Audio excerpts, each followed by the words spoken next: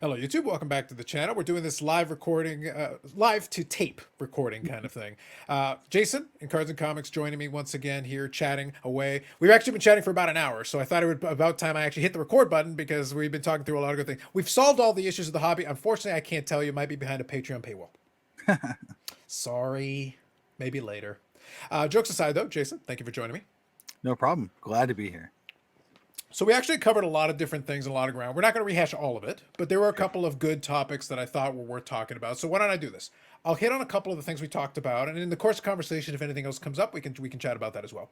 Let me go backwards a little bit in something that we did discuss that kind of plays in my lane, which is a little bit of the player collecting kind of thing.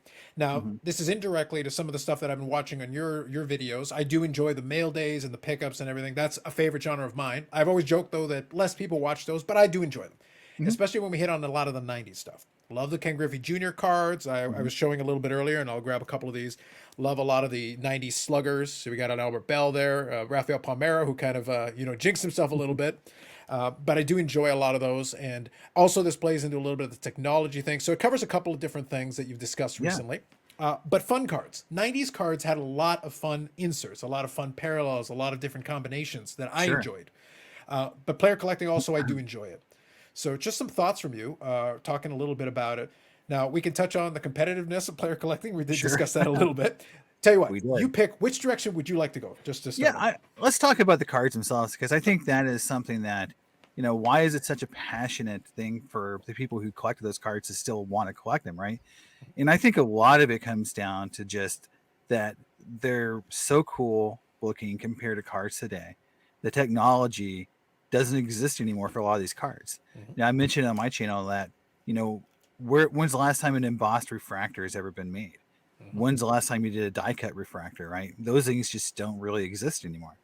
The cards themselves from the 90s just hit differently. They have, I call, better technology that sadly we're seeing in today's card market. The R&D side of it, the technology that's being used for cards today seems inferior to the technology that we had in the 90s. Mm-hmm. And if you look at most things that happen in collectibles and just things in general, things improve over time. It feels like in the card market we've regressed a little bit in terms of technology to where the 90s cards seem like they are the peak of innovation, the peak of what was happening in terms of just how cards looked and just things that are so cool that we've never gotten better. And so people go back to the 90s to experience that level of technology and level of innovation. I agree, 100%. Now, we did chat about that a little bit as well, but also kind of when you've done some of your live streams and some of the discussion points that have been brought up, I do genuinely believe that part of the factor, you talked about in your video as well, I do think part of the factor is just that the manufacturers don't manufacture. So now you're kind of at the mercy of whatever the suppliers you do have available. So I use an Right. example, and let me kind of bring it back up here for a second. Uh, I've actually got the full set of these in the atomic refractor as well, Mm-hmm. but these are the Bowman best cuts. So you've got die cut, including the text there for best cuts. A little tough to see, but you can see it. Mm-hmm. This one's a refractor version, but it's still, and the atomic is actually very nice as well. It uses the same atomic refractor tech as this, which is actually Mm-hmm. really nice looking. Great insert set, by the way. Love these, including good old King Griffey. So I've got the full set of these. But lovely, beautiful cards. Still available, relatively inexpensive, especially if you go with like the refractor version. These Mm-hmm. are still very reasonable, all things Oh considered. yeah. But you got die cut, and you got some really fancy die cut with the best cuts because that's Mm-hmm. text. Really tight, windows with the laser cutting. But then you've also got the refractor technology on top of it. Mm-hmm. And we had, to your point, some of the finest sets had embossing, and then you combine these elements, Oh yeah. all took all Embossing and the die best hits. cutting, right? Yeah, you're taking the best hits of everything and just like, hey, give me Oh all yeah. the things at the same time. Plus, the embossed refractors had a unique pattern for refractors as well. They Mm-hmm. had basically that X fractor pattern. So it's just in it's just they layered on this technology to where the cards just really will stand out. And you mentioned that Bowman's best cuts Mm-hmm. set. They reissued the same set a couple years ago, Mm-hmm. similar design. They didn't do the die cuts. Yep. And that just shows you that they do not have that technology today, or the manufacturers of the cards will charge so much money to do the die cuts Mm-hmm. that the card companies won't pay for it. And I think Because that's a major issue because one of the benefits that I've had, a friend of the channel, Billy Cilio, who works at Upper Deck, has been able to come on the channel and offer some insight. And also, I've had conversations with him over time, and that is a real consideration. Part of building a set is not just coming up with the concepts and the designs and everything. Like realistically, and we've had this conversation offline as well, but we laugh about it a little bit. Is that they are limited somewhat in what they're doing, but they also do have to consider that budget because it's like, all right, this is the budget for the set. This is how much you got that you can spend on this. So if you really load up on this insert, then you're out of gas for the rest of it. The rest of it's going to be pretty plain or basic. So pick your poison. How much do you sure, want? How many inserts do you want to make? To all of this is factored into the thing. And my favorite part, and I've given the story before, but I'll quickly reiterate it, is the whole kaboom thing. Like we talk about Panini and the kabooms and whatever. Well, I collect some of these wrestling cards that Upper Deck has produced, and one of the parallels they use is using the same kind of kaboom foil. And yeah, why? Because I've talked to Billy, and he was able to pull out the little swatch. They've got a little booklet of different foils and whatever that they can use and are available to them. And he goes, "All right, you want to guess what the because they've all got names for the different patterns." He goes, sure, yeah, "So you want to guess what the pattern is in this one?" It's like it's called kaboom. That's how they came up with the name. The name is the name of the pattern. Any of the ah, manufacturers can have the Kaboom pattern for base cards if you want, but there's a sure, cost. There's a cost to right, be incurred. But so he's got it. He's got it in his little swatch. It's like going to the paint store and you can have your little swatch. Which color you like? They're all sure. available. Everybody's got that option. Mix the paint. Well, I think one of the things also that's very clear that in the 90s you had multiple companies that all competed with the same licenses, Sure. right? Yeah. So nowadays everyone's basically you've got one major manufacturer for most licenses. And that really cuts down the competition because you got to remember Upper Deck, Tops, Fleer, Donner, these are Pinnacle were all competing for the same dollars. Mhm. They were all competing for the major league, the market, the NBA market, the NFL market. They all had multiple licenses, and when you do that, you're going to have to say, look, what happened when Tops issued 93 Finest and refractors, all of a sudden you have limited exposures from Donners. Mhm. You have a reaction from the other companies to up their game. As soon as Upper Deck did game jerseys, all of a sudden now you have game jerseys and other products. As soon as there was autographs on cards, there's autographs in other sets. It's like that proliferated, and escalated in the 90s. And today, the laziness in design today is, I think, generated mostly because there's not tons of competition in those categories, those licenses, those sports, and the collectors themselves kind of told the manufacturers that the best insert you could give me is either an autograph or a game used card. And so if you provide one of those two things or both of those things in the set, that's all you need to do. Mhm. Anything else is just an insert and I don't care about it. Mhm. And I really don't know when that really turned. I did a little video where I was trying to point out like around the Legends, Upper Deck Legends set, around 2000, 2001, 2002, Mhm. you can really see the manufacturers turn from really looking at innovation in inserts and cards to just proliferating game jerseys and autographs. And when that occurred, I think that really changed how cards looked, and the innovation we see today has been stifled by that focus on those kind of cards. I think that's an element of that. I think it's also that when in that late '90s period, when a couple of those companies went under, Yes, when Pinnacle, Pinnacle Playoff went under, Flair. yeah, Fleer, and the reality was again, it goes back to what I said earlier, where if the manufacturer's not a manufacturer, then they are at the mercy of the supplier, and then it becomes a question of okay, supplier, what do you have available? I joked about that Right. little swatch thing, but it's like, well, if that's what they got, that's what they got. But Sure. here's the thing. Panini has the exact same swatch book. Exactly. So it's like you're both playing from the same playbook. It's like, Yeah. so which one of you want? You want to use that one for kabooms? Great. You use that one for parallels in this? Great. Sounds good. Yeah. It's same swatch book. Well, the refractor technology was invented by another company that Topps basically um, got the license to, Mhm. and issued the product, issued that refractor, through. I'm trying to remember the name of that company, but that company developed the technology and the patent, but they did it for signs. It was a sign company, like I think it was like Glass Door or something like the name of the company, but they developed the technology for refractors to make cool looking signs. Topps said, well, we can make baseball cards out of it, and they did. But every other company, and in fact, Upper Deck was presented the same technology and chose not to launch Mhm. that product. Tops did. Mhm. But that just goes back to your point: is all these companies at some point was looking out, not only internally but externally for new ideas. I'm not sure how much of that's happening today. I'm not sure how much these companies are really looking for innovation, other than just trying to kind of shuffle the deck. Because what you see today for innovation is, with kabooms, what are they doing with kabooms now? Well, now you got green kabooms, you got Mhm. gold kabooms, you've got what was the new set that just explosion or something? It's like, Yeah. explosive. I think that just came out recently, a set called Explosive, which is basically a kaboom with another name. The And it just, innovation is a different page of the thesaurus. Come yeah, on, we need a different word exactly, that another means the name thing. for the same thing, right? And I feel like that is where we are with innovation, Yeah. honestly, with modern, which means that people who love cards just to have cards that look cool go back to the 90s, because you can go to even sets makers that aren't very popular, like Pacific, and see cards that Pacific did, like Kramer's Choice cards. Mhm. They're really cool, Mhm. right? They're not very expensive, but they were a cool looking die cut, and they had innovation that looked cool back in those days. That's still pretty cheap, and I think that's another thing that isn't really talked about too much, is that 90s cards are talked about as being very expensive, but in general, it's only for a few players. Outside of those few players, those 90s cards are still pretty economical for what you Well, can find and what you can well, get. that was the reason I used the Albert Bells as an example. Like these are dirt cheap. Like you're able to get these. I think I got the refractor for a couple of bucks and the atomic for a couple of bucks more than that. Like literally dollars. And Albert Yeah. Bell was one of the most dominant sluggers of that time period. Like he was Oh yeah. one of the elite guys.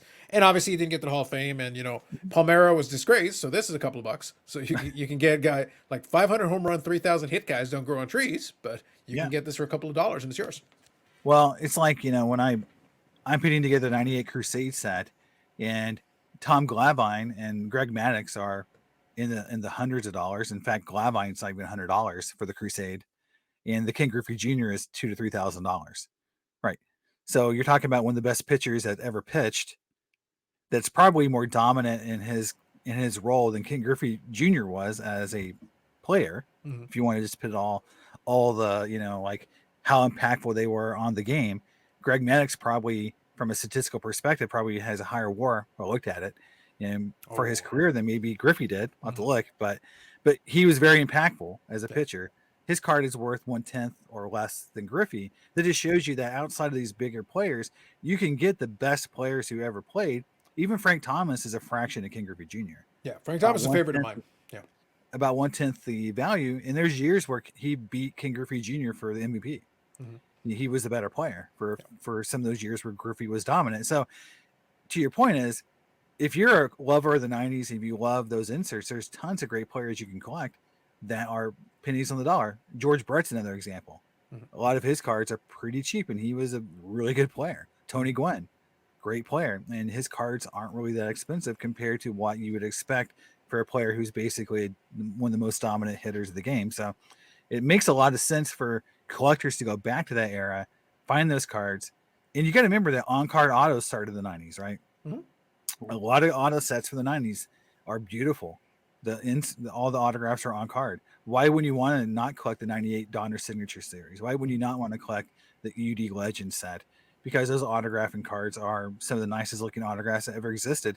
Those whole sets are full of Hall of Famers and either existing players at the time or Hall of Famers who, in some cases, have been deceased. I mean, Ted Williams, Willie Mays, Hank Aaron, Stan Musial were all in those sets as well. So Mm-hmm. that's why I feel like those sets are going to be just continuing to gain value, because you've got players in those sets. Tony Gwynn, getting a Tony Gwynn on card auto from the 90s is awesome. And it's not really that expensive. It's not as expensive as you would think for a player of that stature who unfortunately died early in his life. Now, one thing I'll throw at you that's also kind of a thing, and this has always been a bit of a running theory for me, is that unfortunately the nature of manufacturing, again, let's pretend for the sake of argument they did have more accessibility. Let's pretend they had access to some of this technology. The reality is, though, that a lot of technology, we've seen it. So you could try to roll it out, but again, how much more do you think you can layer on? I use the joke about that the gold embossed, atomic refractor. Sure, yeah. But at a certain point, you can't just keep adding more, more, more. At a certain point, they're Oh like, yeah. okay, guys, but you have to use a little bit of, design talent to figure out an aesthetic. The problem is Sure. a lot of the really good ideas, they threw so much stuff at the wall, they kind of burned through their own idea Mhm. list of ideas. And Pacific was off the wall. They came up with a bunch of Sure. wacky stuff, but then Yeah. now that's been done. So now what you can run into the problem, and Dufix is one of my personal favorite kind of Sure. things. By the way, you can still do Dufix today. There are suppliers out there that have that Dufix, foiling technology. You can get it, but again, there is a cost. And the Mhm. question is, okay, so even if you do a pretty good job with the Dufix, because it can be done, why won't it look like just a weak retread of what's already been done? It's, oh, you're just using Dufix because you guys don't have any Sure. ideas. I honestly think it's not actually that big of an issue from this perspective. Is that when the PMGs got reissued in Marvel and in recent times with some modern Upper Deck Flare retro sets, right? People went nuts for Mm-hmm. those cards still, and that's basically a foiled card, right? Not even that big of a technology, issue, right? That's technology that's pretty simple to do, But we but it had was. a break though. The point that I'm Mhm. making is if you do Yeah, it it's what happened with the game use. To your point about the game sure, use is yeah. valid. But what happened is then we kept getting game used Mhm. and kept getting game used and so today Upper Yeah. Deck, I've chatted with those guys, and specifically they've gone away. They've tried to minimize in their flagship. They've actually tried to Mhm. reduce the amount of game used because they Mhm. said, okay, look, we can get these jerseys, but if I give you a jersey card at every box, it's a $2 card. You don't care. So it's Exactly. not even a Yeah. hit at this point. So then why should I give you more game jerseys? Because at this point, the market rejects them unless they're Sure. somehow special. And Right. you have to really work hard to make them special now. Yeah. Well, I do think that is a good point, and I'll finish the point on Go on, ahead. on the inserts is that Skybox or the Upper Deck just did that Skybox metal product that was like the Champions product, right? Sure. And they had a bunch of inserts that were throwbacks to the 90s, but they did them very poorly. They, Mhm. they did a cut above, which didn't look like anything like any cut above set that came out before, Mhm. and the markets rejected them. Mhm. And so I do think that if you're going to do a retro set, so Tops comes back and does, because they've been doing these retro Tops finest sets. Mhm. If you're going to do the 96 and 97 finest designs, you've got to do them right. Oh, If you're that's the going to one do I'm it looking retro, forward to. I want to see what they come up with that one. yeah, I'm you've got to excited. do it right. And if they do it wrong, if they go cheap, they Mhm. don't do the embossing, they don't do the die cut, people are going to reject them. They're going to be upset because that card has not been done since 1997, Mhm. right? That embossed die cut refractor has not been done since 97. People want it. So I do think it's low hanging fruit for these manufacturers to get card collectors excited. So yes, you're right. You shouldn't do it every year. You shouldn't Mhm. keep doing the same set over a year. But you have probably 50 to 100 designs that are out there that haven't been done since the 90s that will get collectors excited. Mhm. So I think there is enough low hanging fruit there for them to at least do a couple retro designs every year that would be unique and hasn't been seen for so long that collectors would get excited. But on the other side of it is, they have to be rare. You cannot a cut above in that last Skybox product was literally 2 or 3 in a box. Mhm. The original cut above was 1 in 288 packs. Mhm. So not only did you make the design look kind of silly, you made it 3 a box. And Mhm. that again undercuts the value of that card. It undercuts what that card used to mean in terms of rarity. You can't do that if you're these manufacturers. You have to honor that kind of like that branding of that insert, what it used to mean. It meant it had a cool die cut, and it meant it was a pretty rare card.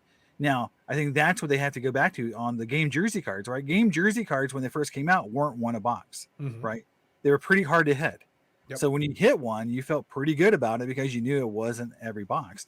So they could definitely do scarcity. The problem with the manufacturers I know is that they want box value to have some sort of built-in value into that box. Well, it's not just That- the manufacturers. Like just Well, to be collectors, clear, like I yeah, said, I yeah, chat. Like I said, I have the ability to chat with some folks, and there is a balancing act, and there is yeah. not an ignorance. There is an understanding that there's also the consumer expectation.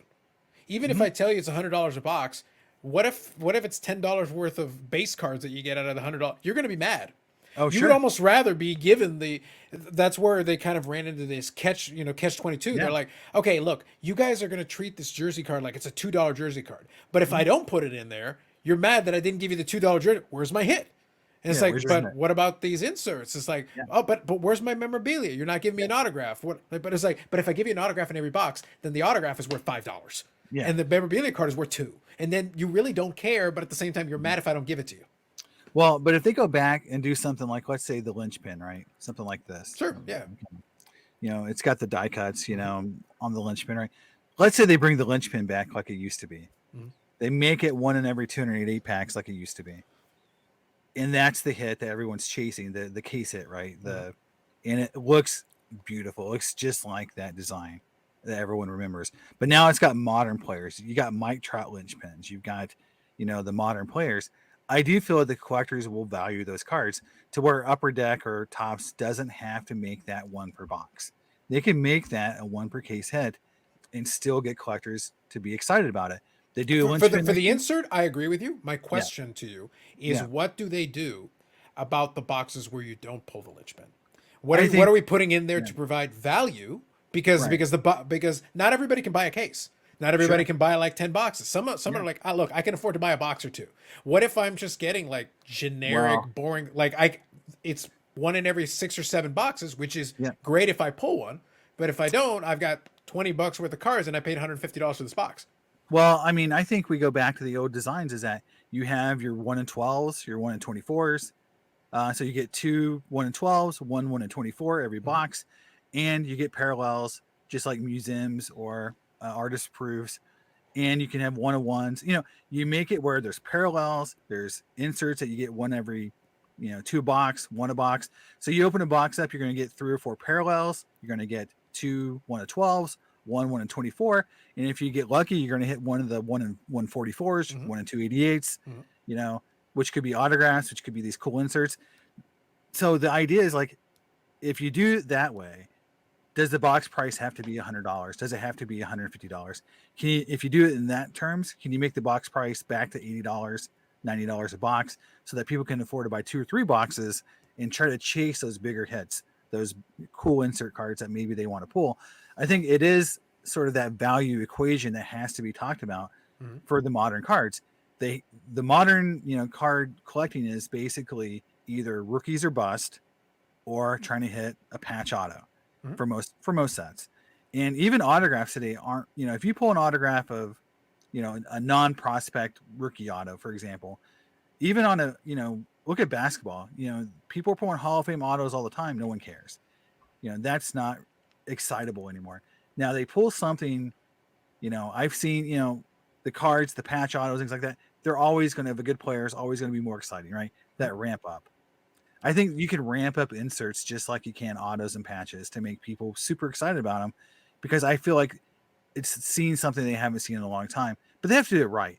And the other Mhm. thing they can't do is they can't make these inserts that used to not have parallels, autographs, and patches have parallels, autographs, and patches because you're taking a design that's unique and cool and just watering it down.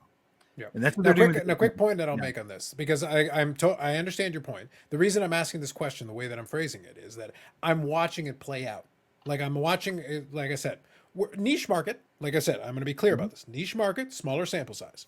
The upper deck guys have tried to do this a little bit with the wrestling cards specifically. They've been playing Mhm. in these waters. They try to make the box price in that range. Yeah, And what happened? People complain, oh, but Tops, when Tops had the WWE license, oh, I could mhm. get an autograph in every box. Yes, but those are Sure, $5 autographs. Oh, right. but I could get this. And what they did is they made the autographs in the Mhm. two series that they did, the two flagship series. They made it so the autographs were about one in every 4 boxes. Yeah, What happened was when you pulled one, the autographs, even of nominal names, actually held value. They actually right. would be pretty. They actually were good hits, and Yeah, they would have some inserts that had some decent technology. Again, for what was available. Now in the yeah, new issue, they've got acetate cards that actually look pretty nice with some nice foil around the outside. A little bit of tech thrown in there. They're trying to do a little bit of that technology you're talking about to the yeah. best of their ability with what's available. And people like them, people appreciate them, but they're like, oh, but if I open the box and I only get a couple of these, a couple of parallels, a couple of 1 in 12 inserts, exactly what you just said, a couple of 1 in 24, but I didn't get value in the box. And it's Sure, like, well, you can't have it both ways, man. And sure. that's why I joke about collectors. I go, you want the box to be $50 and you want $200 worth of value every Oh, single time, and you 100%, want autographs and 100%. patches. You can't have Yeah. all at the same time. But I do think though that the chase element of an insert set that people love Yeah. that people want to get Sure. will drive people to open the product. But I'll pull up a set that I feel like did do kind of crossover in a way Sure. that to me and from a modern perspective that was really cool, which Yeah. was Cosmic Chrome. Okay. Topps Cosmic Chrome in baseball is came out. I want to say around $200 to $250 a box. So hmm no guaranteed autograph per box. Sure. Yep. That's not normal for Topps Chrome, right? hmm Topps Chrome normally has in baseball. They sometimes have 2 autographs per box, right? Yep. This has no guaranteed autograph. But what they did was they made the base card so cool looking, hmm so different looking, a design that no one's seen yet. They made the refractors all unique, hmm all have their own unique design to where if you pull the blue bubble, the reds, they all look different. They all look unique to where even if you pull just a Mike Trout refractor, it's got good value. The base rookies are in I'm there. gonna have to start They're- asking you to pick a different person because yeah, I have a great personal joy on the channel. Speaking of the fish guy, I'm yeah. gonna deal with the fish guy. We got to find some. Pick Shohei. Pick Shohei, the other Angels guy. But but even getting the Rodriguez, the Franco, Sure. just Yeah. base rookie cards, they have value. If you hit just a refractor, those guys they go up to the hundreds of dollars in value. hmm The autograph players that are in the checklist, it's a small checklist. Every autograph for the most part in that set has some value. And if you hit one of the big players, Shohei, if you hit, the Wander Franco, hit the rookie autographs, they're worth a lot of money. Sure. So that autograph or that product has shot up in value. Now, does Now it they help though bought, that this is the first time they've done it? Because I think because so. kind of my underlying Yeah. thesis here, the thesis isn't that it's a bad idea. I am in agreement with you. I am playing a Mhm. little bit devil's advocate here though, because I've watched over the course of years, novelty in the collecting side of things ends quickly. We love Mhm. certain things. Certain things really work well. Kind of your Right. point, like I'll use the old Topps finest, the old Topps finest. Sure. 93 Topps finest was new. Oh my Mhm. goodness, what is this? We've never seen anything like it before. And in that mid 90s period when Cal Ripken got hot as he was approaching the record, all of a sudden that Cal Ripken refractor was Mhm. right at the top of the Beckett hot list for months Sure. on end. So it was the hotness, right? Plus you Yeah. got Griffey, plus you got all the 90s, Nolan Ryan. superstars. Yeah. Yeah. Huge, Nolan Ryan. monster cards at that time. But those packs got up in the 90s. Those were Yeah. like $20 a pack, which was like, what Sure. is this? What are we even doing right now? Yeah. Yeah. But that was new. 1994, not as well received. Still a nice set. By the way, I still think it's a nice looking set. Not quite Yeah. as well received. 95, they started playing around with it a little bit, but it's still Mhm. basically the same thing. 96 and 97, to your Mhm. point, they started having, oh, we're going to do the gold. We got the bronze, we got the silver, we got the Mhm. gold, we got unique, you can collect it in subsets, you can collect it in, Sure. different colors. Okay, great.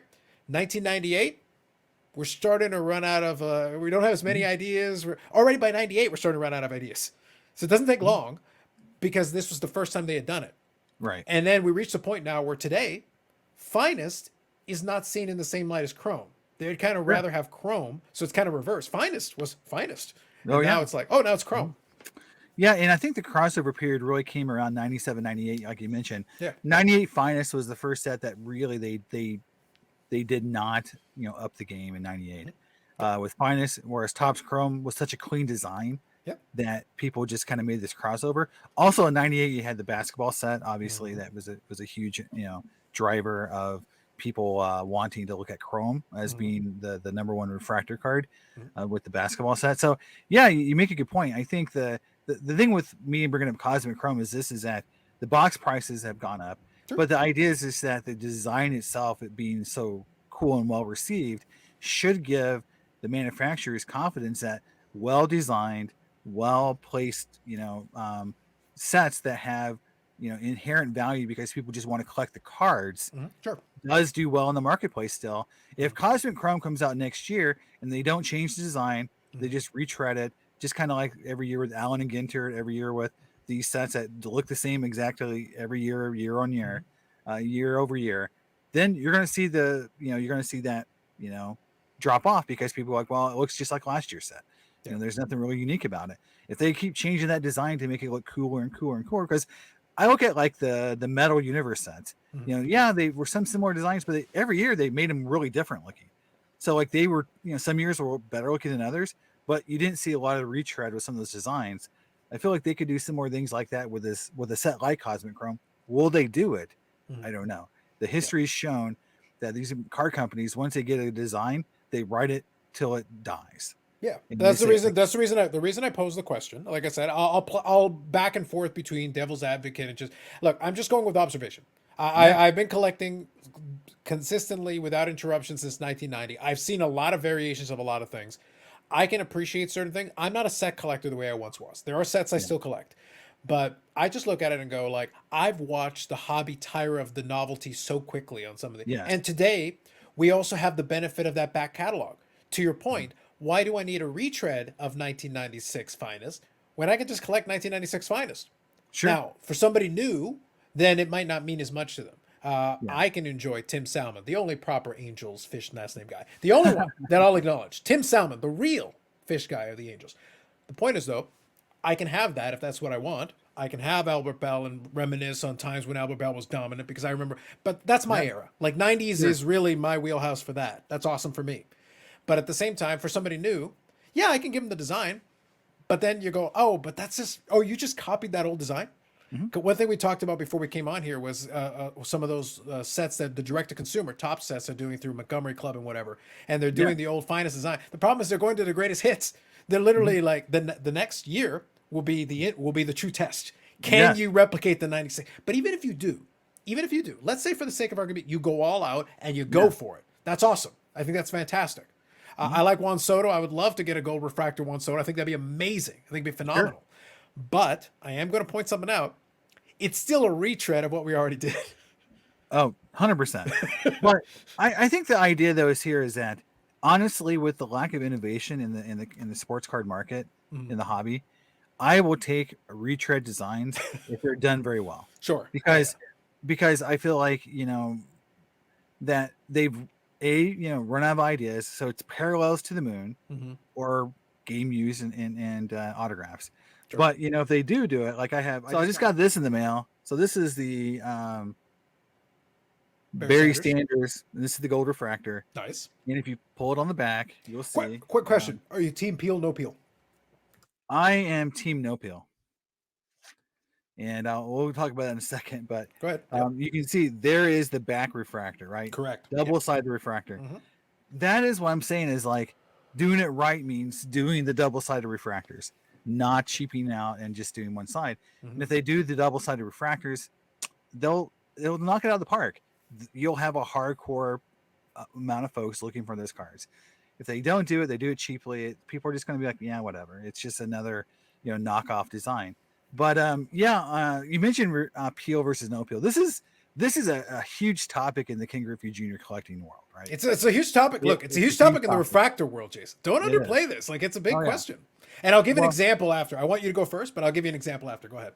sure. So when I did a video a couple months ago where I talked about the King Griffey Jr. refractors, I put a checklist together, Hmm. and then in that checklist I put together the pop counts. And the one thing I looked at is that in some King Griffey Jr. refractors, there is more unpeeled than there's peeled, and sometimes it's vice versa, right? Hmm. So there's no consistency to it.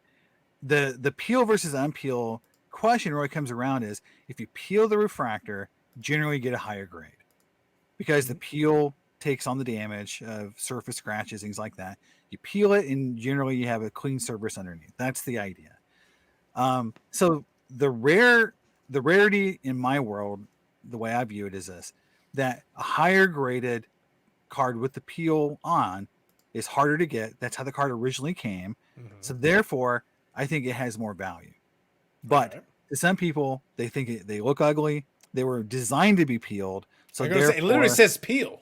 right. So therefore, there should be no penalty on the card for being peeled. Plus, you get a higher grade, so the card should be worth more.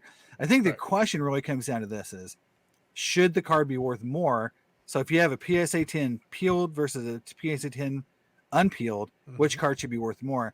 I think the pop counts would tell you that the unpeeled card is always going to be rarer Hmm. because Okay. they're Now, harder to question though: get which into one do that. you prefer for your collecting sensibilities?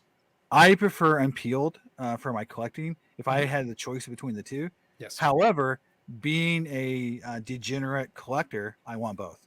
Sure. No, I get it. The reason I asked this question is, and that's why I say I was having a little bit of fun with Jason before we started. Is that he mentioned he did the video where we talked about the hockey, and I go, hockey's still the minority. It's the minority, but I get pigeonholed because of Canada, but I laugh because it's like that's a Green Bay Packer thing. Yes, we've got the hockey, plus that's Raleigh fingers. Like guys, Yes. we got to mix, we got to blend here. But the point is that.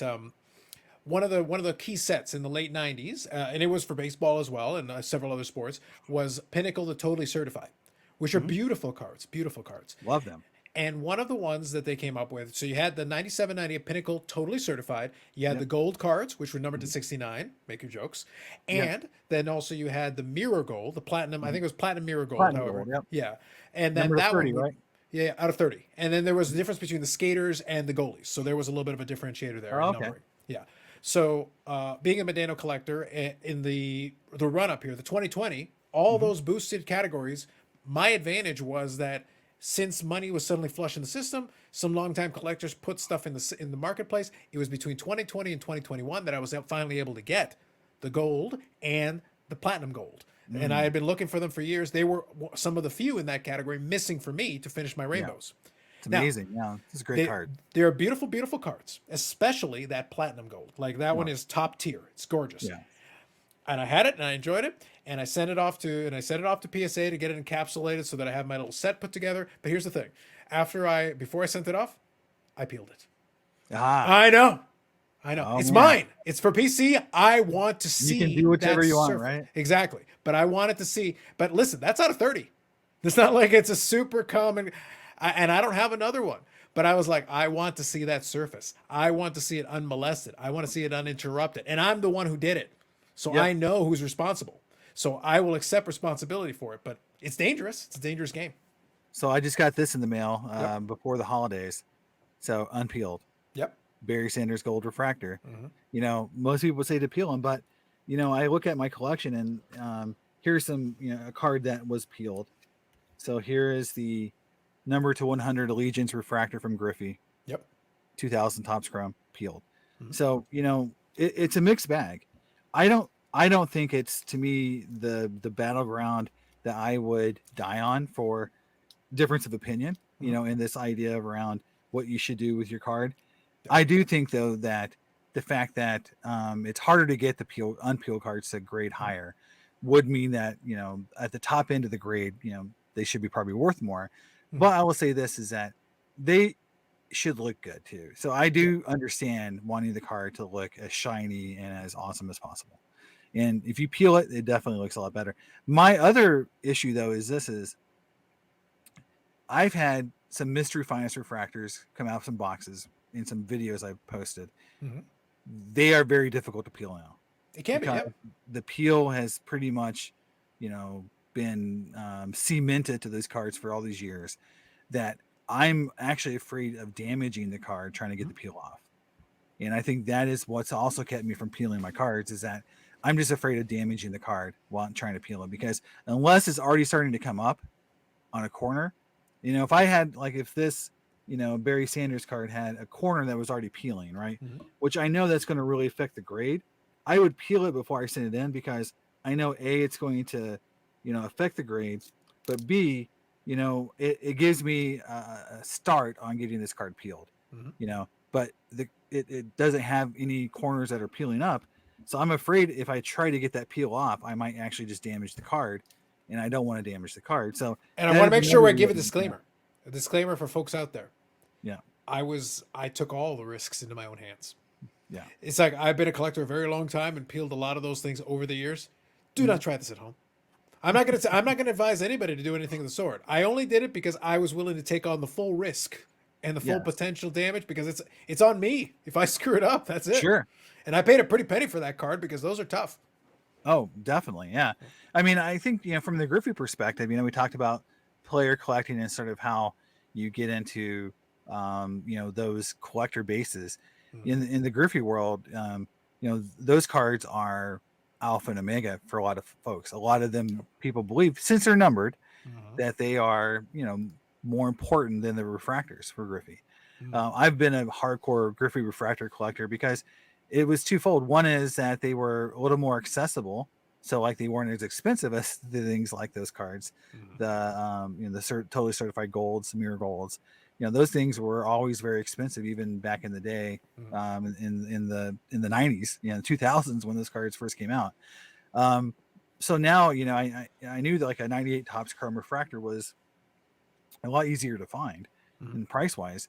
Now those refractors have shot up in value to the point where I'm looking at those mirror gold cards going like, man, they're underpriced comparatively, because they were always harder to get.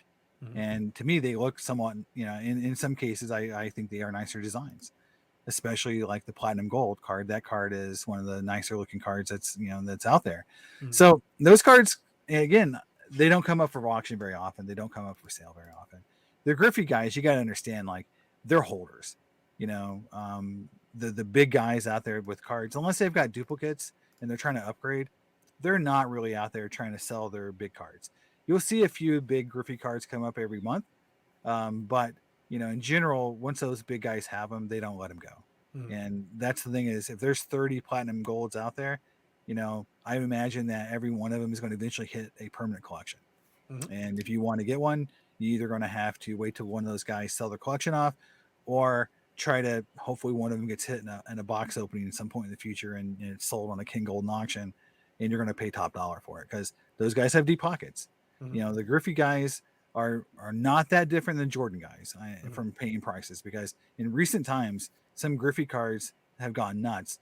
I don't know if you saw it, but there was a 96 bronze refractor Griffey PSA 10 that brought over $4,000. I don't monitor it all the time, but I Yeah. do kind of keep peripheral eye because obviously you talked about earlier about Griffey compared to like a Maddox or a Tom Mhm. Glavine or those guys. But the reality is like Griffey was the star. In He that was. 90s period, Griffey was the superstar of that Yeah. time period. That now the advantage of it is if you're a fan of some of the other guys, that gave you he cast a shadow that gave you a little bit of latitude with some of these other guys who were also great and also really enjoyable in their own way. And you're right. The Griffey guys are competitive. Like I've Mhm. got a couple of Griffey refractors, and they're fun for me. I enjoy them. I'm not going to kill myself. I'm content with nines. Sure. Content with eights in some cases. Me too. As long as it looks good, like I'm happy. I'm thrilled. Do you have a favorite? Because there's a lot of Griffey refractors. Do you Yeah. have a favorite? Yeah. I mean, to me, the 98 tops chrome, Okay. 97 and 98 tops chromes to me are the two nicest looking cards. I think I the think not, silver on a refractor looks good. When you got a it silver does. border on a refractor, Yeah. it really gives you that shine. Yeah. I mean, I think if you want to just say sentimentality wise, from just cardboard lust, the Mhm. 93 finest refractor is always going to be the card that is alpha and omega to the Griffey collector on that type of insert, right? The cardboard lust. I like where you went with that. Yeah, Go on. cardboard lust. There you go. All right. But to me, I like the card, but to me, it's just not as nice looking as some other Griffey Now, refractors. does the 93 prone to the greening? 93, it does. It turns. I call it, looks almost like it has patina on it. Mhm. It goes from being a deep refractor to be almost like cloudy. There's a few that Um, make me sad. Like, I actually like the design of 94 Bowman best, but the yeah, greening on it is out of control. yeah. Like, absolutely out of 96, control. 96 will green as well. You know, 97, 98, they'll all green to some extent, but 96 to me is the one I've seen that, to me, I see a lot of that greening, especially if Mhm. you look at the Kobe rookies. Mhm. You see a lot of greening. But you got to understand, like, the Griffey guys, the one thing I do like about it is that when, everybody I've talked to that's a Griffey collector has a different favorite. I Mhm. don't see a lot of them, saying that their favorite card is always the 93 refractor. Mhm. I enjoy that.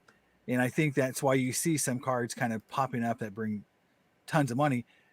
For the most part, a lot of Griffey collectors will tell you the 98 embossed refractor gold is kind of like their target card. That's the Okay. one card that everyone wants from a refractor standpoint. Yep. I agree that it's probably the most beautiful design card but it is kind of the bells and whistles. Like, it's Mhm. die cut. It's got the embossing. It's got the X fractor kind of pattern. But that's one of those cards that, again, it's so expensive now that unless you've got deep pockets, it's going to be hard to get one. Unless prices come down on those kind of cards. Griffey's tanked the trends a little bit. His cards have gone up during the market period of downness that Mhm. we've seen. in general. Now, I think that is 100% due to the fact there's been a few Griffey whales coming to the market that are Hmm. buying everything up. And so when that occurs, you know, in these kind of player collector markets, if two or three big guys come into the market, it dramatically shifts the prices for those top cards. That is Um, 100% true. Now, we're there in a secret Zoom call because I hear there's a lot of secret Zoom calls. So is that what we're worried about here? no, I don't think. I think the thing is that with the player collecting, and we talked a little bit about like toxic collecting a little bit. Hmm. When the new guys come in and they're buying everything up, there's always two things that are reacted. There is someone who's been wanting to sell at the Yeah. highest price point Hmm. possible is happy. Yes, The guys who've been pining for those cards are pissed off. of course. And so you get those two reactions, right? Because now there's someone else to compete with. There's someone else who's going to outbid you for the card that you've been wanting. And honestly, the Johnny come lately type collector that gets a bad rap is like, well, who's this guy? He hasn't been collecting Griffey for 30 years like I have. Why does he deserve to get this card? Well, he has more money. Yeah, you don't like the good old gatekeeping? Come on, man. It is very true, and that's somewhat in the Griffey collection universe. You see some gatekeeping, you see some poor reactions to when someone comes in new, buying a bunch of cards and just kind of, you see that negative reaction to some of those folks. I would say in general, I've been very reluctant to join the forums and announce myself as a Griffey collector because Hmm. I've experienced that Hmm. in the past from other forums and communities. So I was very hesitant, but I do feel like nowadays with the internet and sort of how the people view trolls and view those gatekeeping type activities, it's kept to more minimum. I would say that in the early 2000s to mid 2000s, the amount of vitriol in those kind of forums is a lot higher and a little bit I would agree. more. The old. Yeah, I was there for the forum wars of the aughts. They yeah, were legendary back then. But let me kind of pose a question for you, playing off of that a little bit. Some of that gatekeeping thing, though, is also kind of something that I like to push back against because it's not just player collecting. Obviously, that's a very visible, straightforward one to get your head around. But one thing is also like the old fashioned collector purity test, because you alluded to one piece of it there is like, oh, you haven't been in this as long, therefore you're not as worthy sure. of whatever. And I've always found that to be very weird because people will try to play that both ways. They'll Hmm. do it to try to exclude somebody because they haven't been in it as long, therefore, Hmm. well, you're not in the club. You're not really in the club because you haven't Sure. been around. But the other piece of it is like if somebody is trying to enter into the space, or if somebody has been in the space a long time, they almost feel like this sense of entitlement and ownership, like, Mhm. oh well, but I really want that card for my collection. It's like, well, can you work with me on it? And it's one Oh of yeah. those things where like I'm often I don't do too much selling of my own stuff, especially out of the PC stuff. Yeah. However, look, maybe I'm the bastard, and I fully accept that. Mhm. I'm not giving you a collector's discount. Because Sure. if I'm interested in selling it, it's only because maybe there's something I'm targeting or something I'm trying to do. At which point, everybody's money spends the same. With Yes. due respect, I don't care if your intention is to take the card and throw it into a shredder.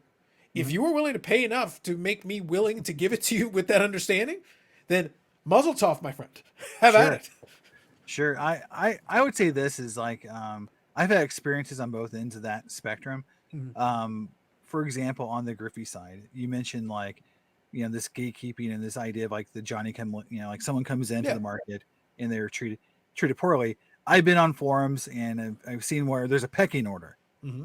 It's like, well, Billy gets first shot at the card because he's needed it the longest, so no Yeah. one's going to bid on the card except for Collusion. Billy. Yeah, the little collusion piece. Yes. And it's like, and it's like, okay, because I used to sell cards on blowout forums, Hmm. Freedom Cardboard, and you run a card, and all of a sudden it's like, okay, until Billy says he's passed, I'm not going to bid on it, or I'm not, and then you go like, well, that's not great, so I'm just going to run on eBay because you guys aren't really, to your point, you're not.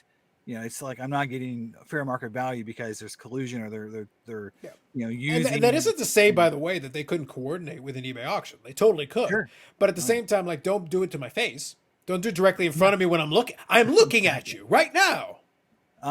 The other side of it too is, I've been at card shows where a guy's come to me with I'm building a collection for my Hmm. kid. Yep. This is for my PC. I love, Hmm.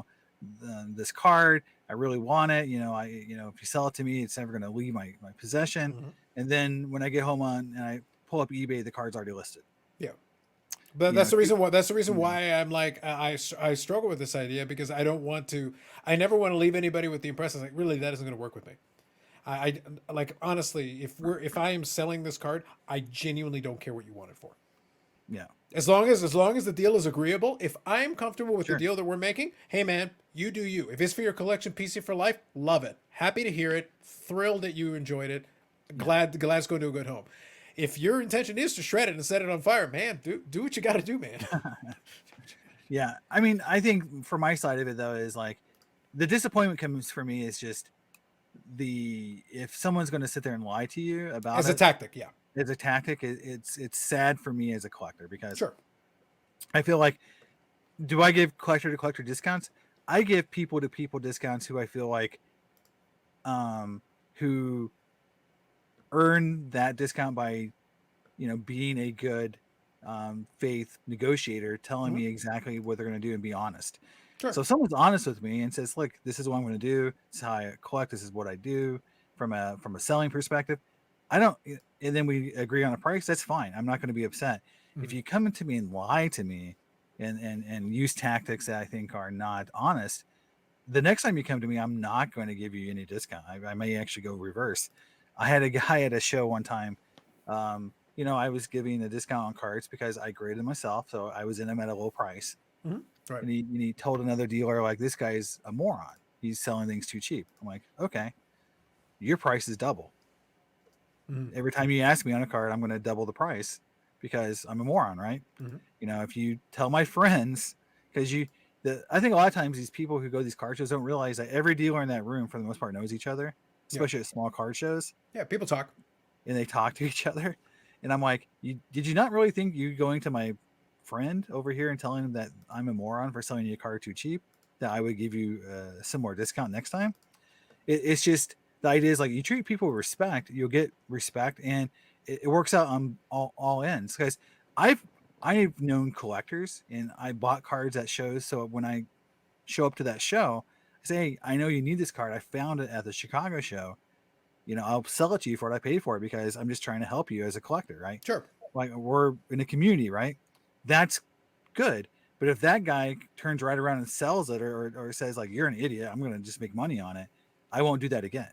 Hmm. It's just kind of like how you treat each other. It's fine to make money, but if you're gonna, try to, utilize the whole, this is for my kid or this is for, like my, you know, I've got a sick, relative, I need to make money and all this, Right.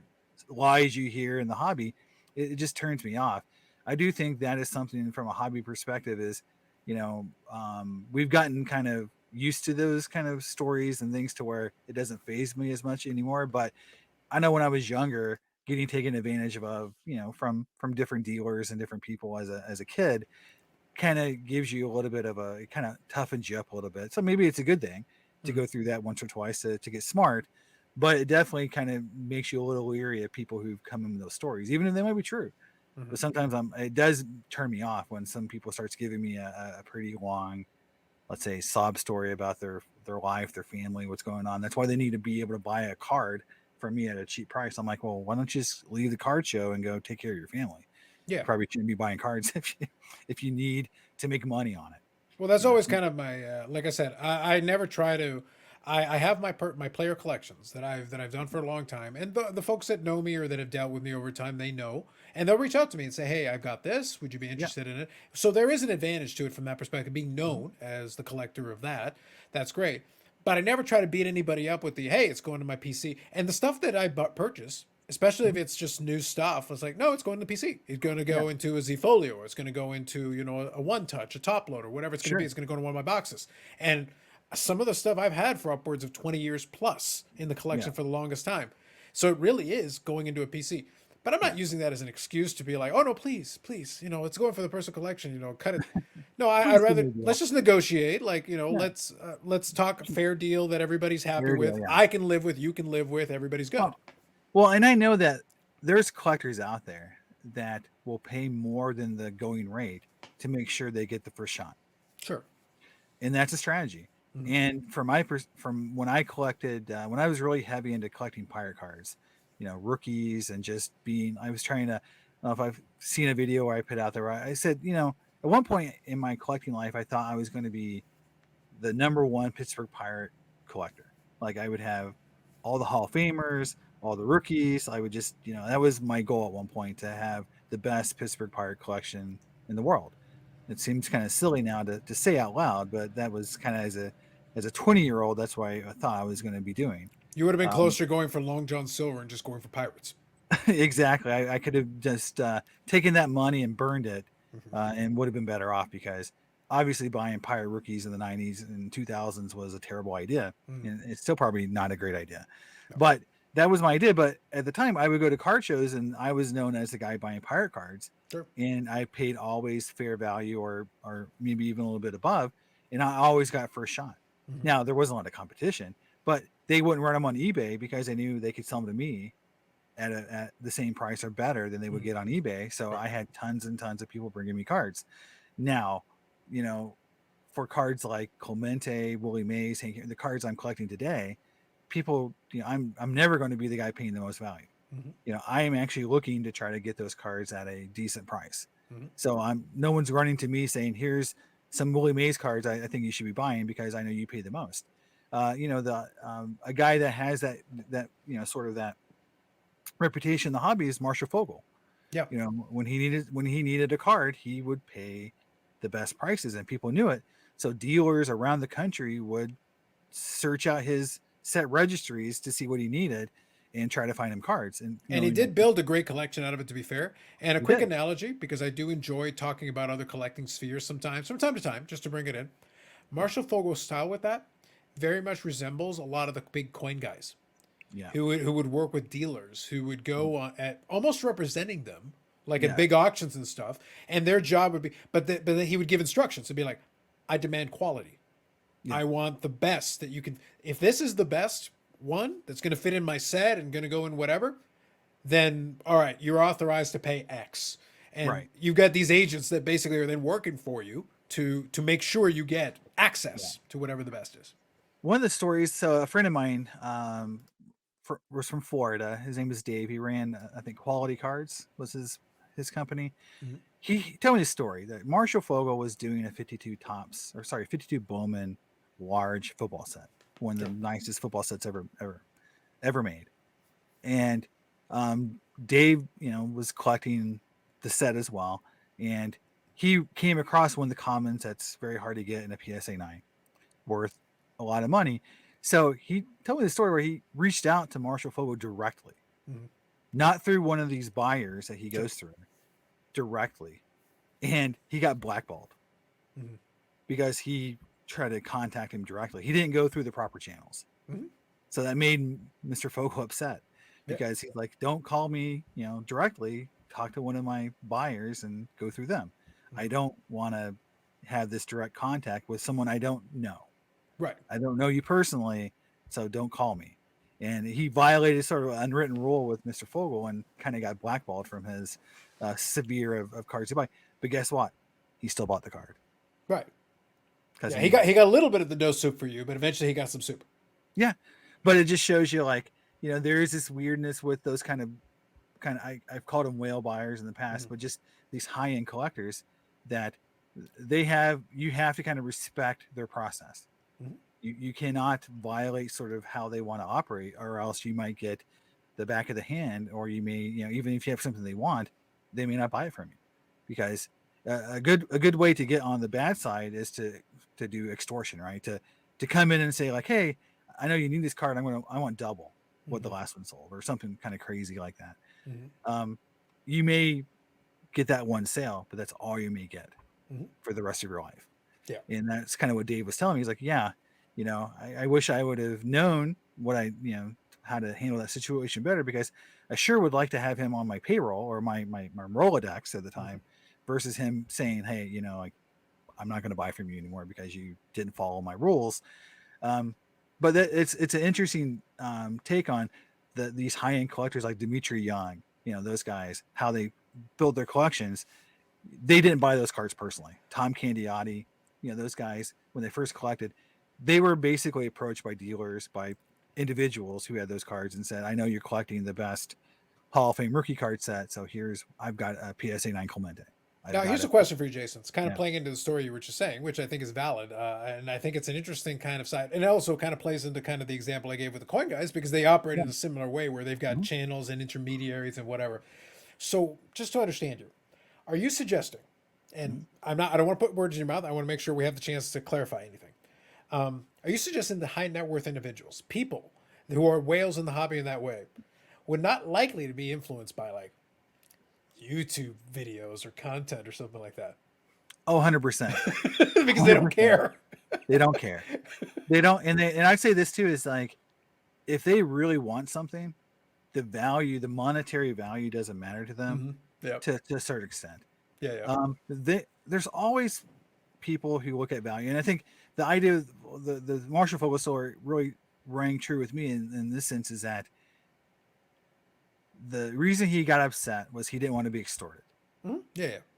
And he didn't want people just to come out of the woodwork and start offering him, throwing cards at him and wanting, all this money from him, right? He wanted it to be a process to go through his channel so that they could be vetted, to be, all this stuff, so that he knew that he was getting proper value. Like you mentioned, like it's the right price, the Mm-hmm. right card. It truly is, a high end version of the card. Um, so yeah, they do. From not knowing the collectors, I know the guys who've got the massive Clemente collections, the massive Griffey collections. They are in their own bubble. They Mm-hmm. value things their own way. They may value something that you think is silly very highly, Mm-hmm. and they'll pay whatever it takes to get it, whether or not you think it's good or not, whether Mm-hmm. you think it's a trendy card or something that should be worth that or not. They don't care. They if they want it, if it's something they need and they value a certain way, they may pay something silly for it, and we can make fun of them like, oh, look, who someone paid too much money for this card, look at this guy.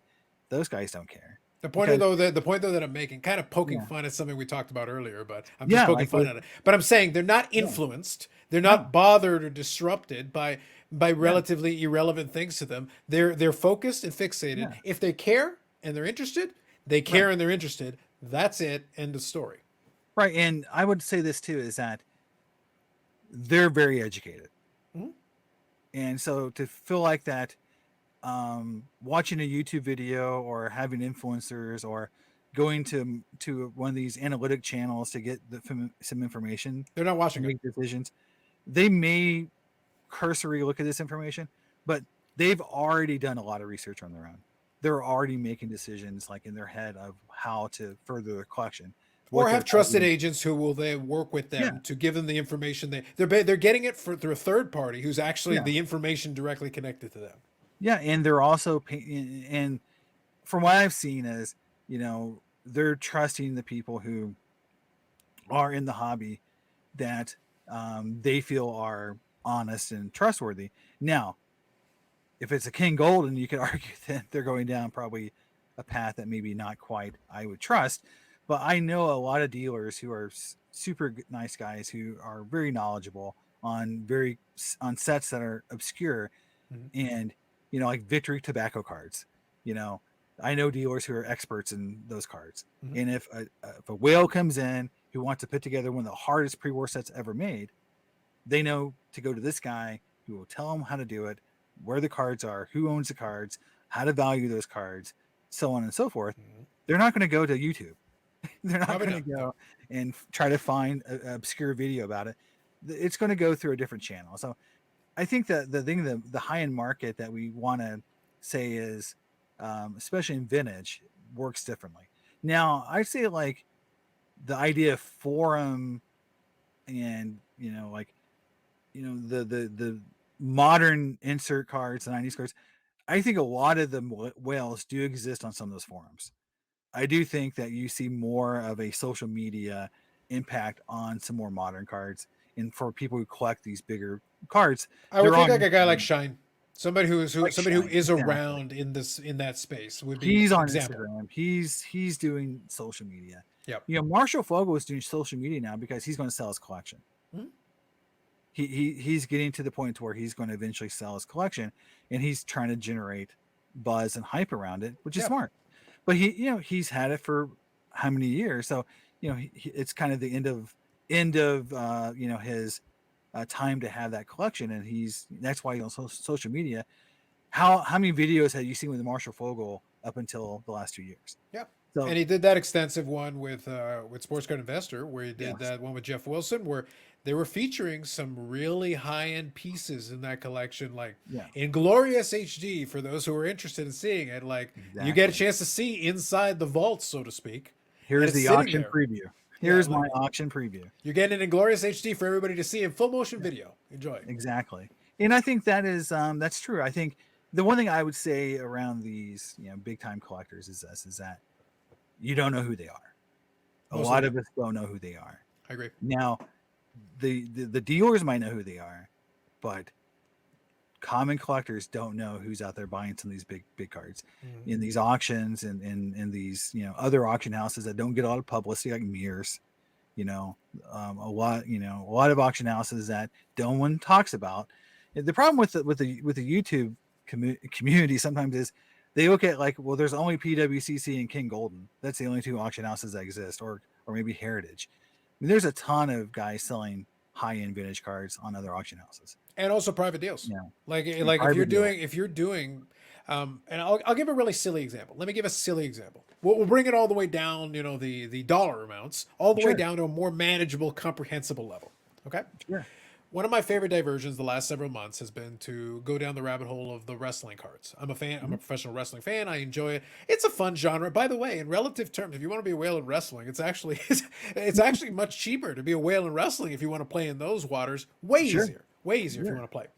So I've got the characters that I enjoy. One of the ones that I collect, and I've already mentioned on the channel enough times, Britt Baker in AEW. So I enjoy Mm-hmm. collecting a bunch of the cards that she has because I enjoy the character and I enjoy what she's been doing with it. And AEW is the second company; it's the number two behind WWE. But still, some of her stuff goes for decent money. But we're not Sure, talking thousands and thousands and thousands of dollars. It's hundreds of dollars in most cases. sure. It's even for nice stuff. However, so one of the cards came up for one of the recent products. The last one on eBay sold for about $95 US. Keep it Okay. simple. I bought mine for right around the same price, but I bought it. They had put it on eBay, and they were based out of Canada, and I had actually purchased from them previously, but they were on ePack. Turns out that the person had the stuff on ePack and just transferred it. So when I bought Mm-hmm. the first card, they said, "Oh, do you have ePack?" Yes, I do. And they said, "Oh, can I just transfer it to you?" Sure, fine. Sure, So yeah. so I saved the shipping. Just transfer it to me. I'll get it over to ComC, ship it to me that way. That's whatever. I'll Yeah, get my card either way. You don't have to touch it. Cool. It goes straight from them to me. Awesome. yeah. They had this other item. They put it up on eBay, but it's the same seller, and it was not long after I'd purchased the first one. Mm-hmm. So I'm like, to be clear, eBay, I did not message anybody on eBay. But I Okay. went on ePack where I had already been there because we had messaged. They have a messaging system too, and I said, "Hey, is this yours?" He goes, "Yep." How much you want for it?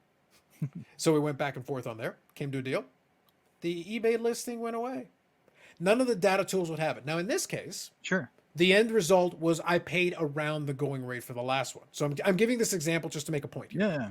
But imagine if I had paid twice as much. Sure. Imagine if I had paid half as much. It wouldn't appear in any of these data tools because it was a private deal Mm-hmm. effectively. At that point, it was a private deal. And the only reason you know about it is because I just gave you the story. Sure. But otherwise you Well, wouldn't. every card sold at a card show is untraceable. That's right. But it also, to the point, we don't know what the price point would be on that. This Mm-hmm. particular one is a numbered card, but it's numbered to 25. So Right. it's not so rare that it never will trade, but it's Mm-hmm. also not so common. This is literally the second one that has come up. I have one comp, and then I have the one that I purchased. We Right. happen to fall in the same range because the seller wanted around the price of the previous comp. Fair enough. No problem. Yeah. And for them, they were happy because we did the deal, so they were able to get the full amount without eBay getting its fee. Sorry, eBay. But the end result was they were happy. They were thrilled. They got an extra 12, 13% on the deal. But Right. effectively, the price, though, was the same. Right. But that's what happened in this case. If I had paid twice as much or I paid half as much, it would never have made it in any of those data tools. And I'm not reporting it for your benefit. I'm just letting you Sure. know if you see this video. Otherwise, you don't know. Right. Well, and I think too that people who want to use comps as the end all be all for card values have to understand that competition and collecting makes people do kind of crazy things. Mhm. And if a really rare Griffey card got posted on Facebook and the guy said, best offer, who knows what that winning offer is going to be, right? Mhm. if a true 97 finest embossed gold refractor Griffey got listed on Facebook, best offer, who knows who's going to win that card, and then Right. for what price, right? So, and could it be the record sale? Could it be the cheapest ever sold? Who Yep. knows? And that's the problem, is that you can't use it as a comp now, because you don't know what that final sale is going to be, because most of the time people don't disclose. Mhm. And I sure as heck wouldn't disclose what I paid for something on Facebook. Yep. You know, By the way, good or bad, just to be clear, yeah, what good if or the bad. person on Yeah. Facebook had actually mispriced it? What if they flat out just screwed up and just went Yeah. like, but you are the first, you're Johnny on the spot. You go, Yeah. yeah, I'll take that. Sure. No problem. No Sure. questions asked. Straight up. How do you want the payment? Sure. That's a really interesting point you bring up, though, is mispricing, because Mhm. there's this idea like, okay, on eBay, if someone lets it buy it now really cheap and you buy it and they ship you the card, you got a good deal. Mhm. But then you go on Facebook and someone misprices something and someone buys it, immediately someone's going to post, I can't believe you ripped this guy off, Mhm. and you shouldn't sell for that cheap, and I'll pay more. Mhm. Like, and there is that weirdness on the forum side of it versus on eBay, where no one bats an eye if someone lists a $250 card for $50 and someone just got a good deal. There's also one more wrinkle that I'll throw in there for you. I Yeah. saw it on an Instagram post, and I want to say it was Aoife's pitch, but I don't recall if it was. I wish I had captured the screenshot. Sometimes I grab if something's profound or a little bit more fun. I like to grab the Mhm. screenshot of it and share it. But the point was made. What if somebody goes and there is a great buy-in or whatever, and it's at a weird hour or whatever, you happen to catch it. Mhm. You buy it now on eBay. Where some people are so tied to comps, and I try to make the point, the comp is an anchor point. It's a starting Sure. point to negotiations and discussion. In this case, the seller, I had already done business with them. We came to a reasonable agreement on the first one. They wanted a round comps on the second one. I go, all right, Sure. I want the card. I'm not going to fight you too hard on this. You're not being ridiculous. Fair enough. Sure. But I could have argued with them a little bit back and forth and whittled the price down a little bit. But the point is this. All right, you get a great deal on eBay. We use baseline. The comp on this card is $100, just to keep it Mhm. simple. For some reason, they listed at 3 in the morning and they were drinking a little too much and whatever, and they put it for like $35. And you go, boom, snap, buy it now. Here's the question. So now you got a $35 completed sale. Mhm. It's a legitimate sale. The comp was sitting at around $100. Mhm. So is it now $35? Because I think one-off anomaly that happened to but it's a every completed sale. It's a legitimate sale. every buyer at a card show would tell you that the comp's now $35. That's right. That's right. Every buyer, every dealer will tell you that, Is an anomaly. that's an anomaly, right? And you're gonna have to, and then eventually you're gonna have to just say, how much do you really want to sell this card? Mhm. Do you split the middle? Do Mhm. you stay on the comp before? Do you go to the new comp? I think that is one of those magical negotiation deals that happens at card shows, to where a YouTube video is made saying dealers are unrealistic about the pricing, Mhm. and then a YouTube video is made saying dealers saying like comps are stupid. Yeah. But So also, just to add, like I said, just to be realistic about this, let's say this item is relatively regularly traded. It's not like a super low limited. Okay, sure, so well, you yeah, got this $35 one, but then another one sells like in the morning, but the person never saw the other one and just buys it for the $100. So we're sure, back to kind of our level set. So all of yeah, a sudden we got this weird anomaly in the middle, yeah, sales before and sales after, sitting at that normal range that you're yeah. used to, and the I middle think the a middle of the card middle. like, when cards were spiking in price, to where you had that one crazy sale, like we know that in 2000, 2001, or sorry, 2020, 2021, there was these weird one-off sales of cards, right, Right. where it sold for 4 times higher than it ever sold before, Mhm. and then the next time it sells 2 months later or 6 months later for that card, it's half the price it sold for, at that massive one sale. I think if people are honest with each other and understand how the markets really operate, no one's going to hold that one sale, that one off crazy price, either high or low, to be the real value. There'll I always be think one guy, Jason. There's always there's one always going guy. to be There's one, always the one but guy. I think that guy won't buy the card. Yes, that's I right. think that guy will just argue for sakes of arguing, but someone else will come along and actually pay a reasonable price. Yeah. And that's the thing, is that as a collector, I used to joke that, I had some buddies of mine from Indiana when we would go to card shows in Chicago, and we would get there, get out of the car, and we say, today I'm not going to buy any card that isn't within 20% of VCB pricing. And it was because we knew going to that show that majority of cards were going to be priced at 150% or more of VCP back when vintage cards were very stable and you didn't see a lot of price fluctuations, Mm-hmm. like 2018. But at these kind of shows, dealers always overpriced everything. So when you saw a card that was within that 20% of VCP range, you knew that was a good deal. Mm-hmm. And so we had it in our minds what a good deal looked like. Mm-hmm. Nowadays, I feel like going to shows, we're back to that mentality of everything has to be underpriced, Mm-hmm. to move a card, or people complain. So if you're not priced, if the last sales was $300 and you're not 275 or 280, you're overpriced. Mm-hmm. If you price at $300, you hear I could just buy it off eBay. I'm like, well, then pay all the fees. Mm-hmm. Why wouldn't you pay $300 for the card and not have to pay taxes and fees there? It just, but everyone wants that discount now. And it's very similar to me how cards used to be sold in the 2000s and 2010s where everything had a discount. Mm-hmm. There was no such thing as a card show sale that didn't have some sort of discount.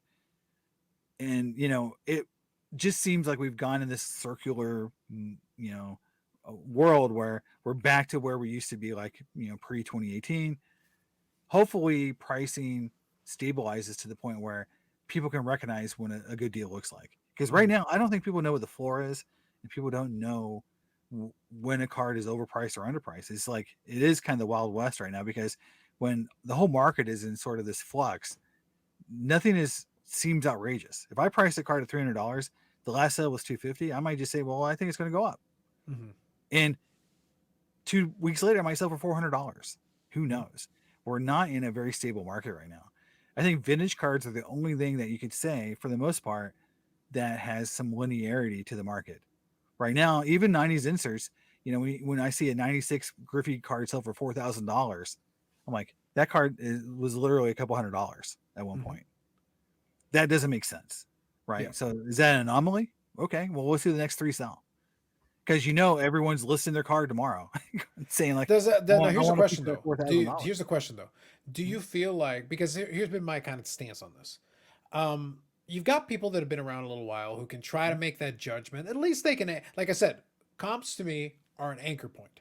They're a good starting point, and if you have a grasp for where they were, like, are they trending upward? Are they trending Sure. downward? Are they holding stable? It gives you something to start with. It gives you Yeah. a place to anchor your thoughts from there. But I think there's a lot of folks who are so married and conceptually stuck on it, where it's Yeah. like, to your point, like they wouldn't know a good deal if it bit them in the ass anyway. Sure. So it's like even if you stabilize, it's like, okay, but is it a good deal or not? Is this Yeah. price actually correct? Is this the floor? Is this the up? Is this the down? Well, I think one thing that happens in the comp world that no one really talks about is the price of the card is just one factor.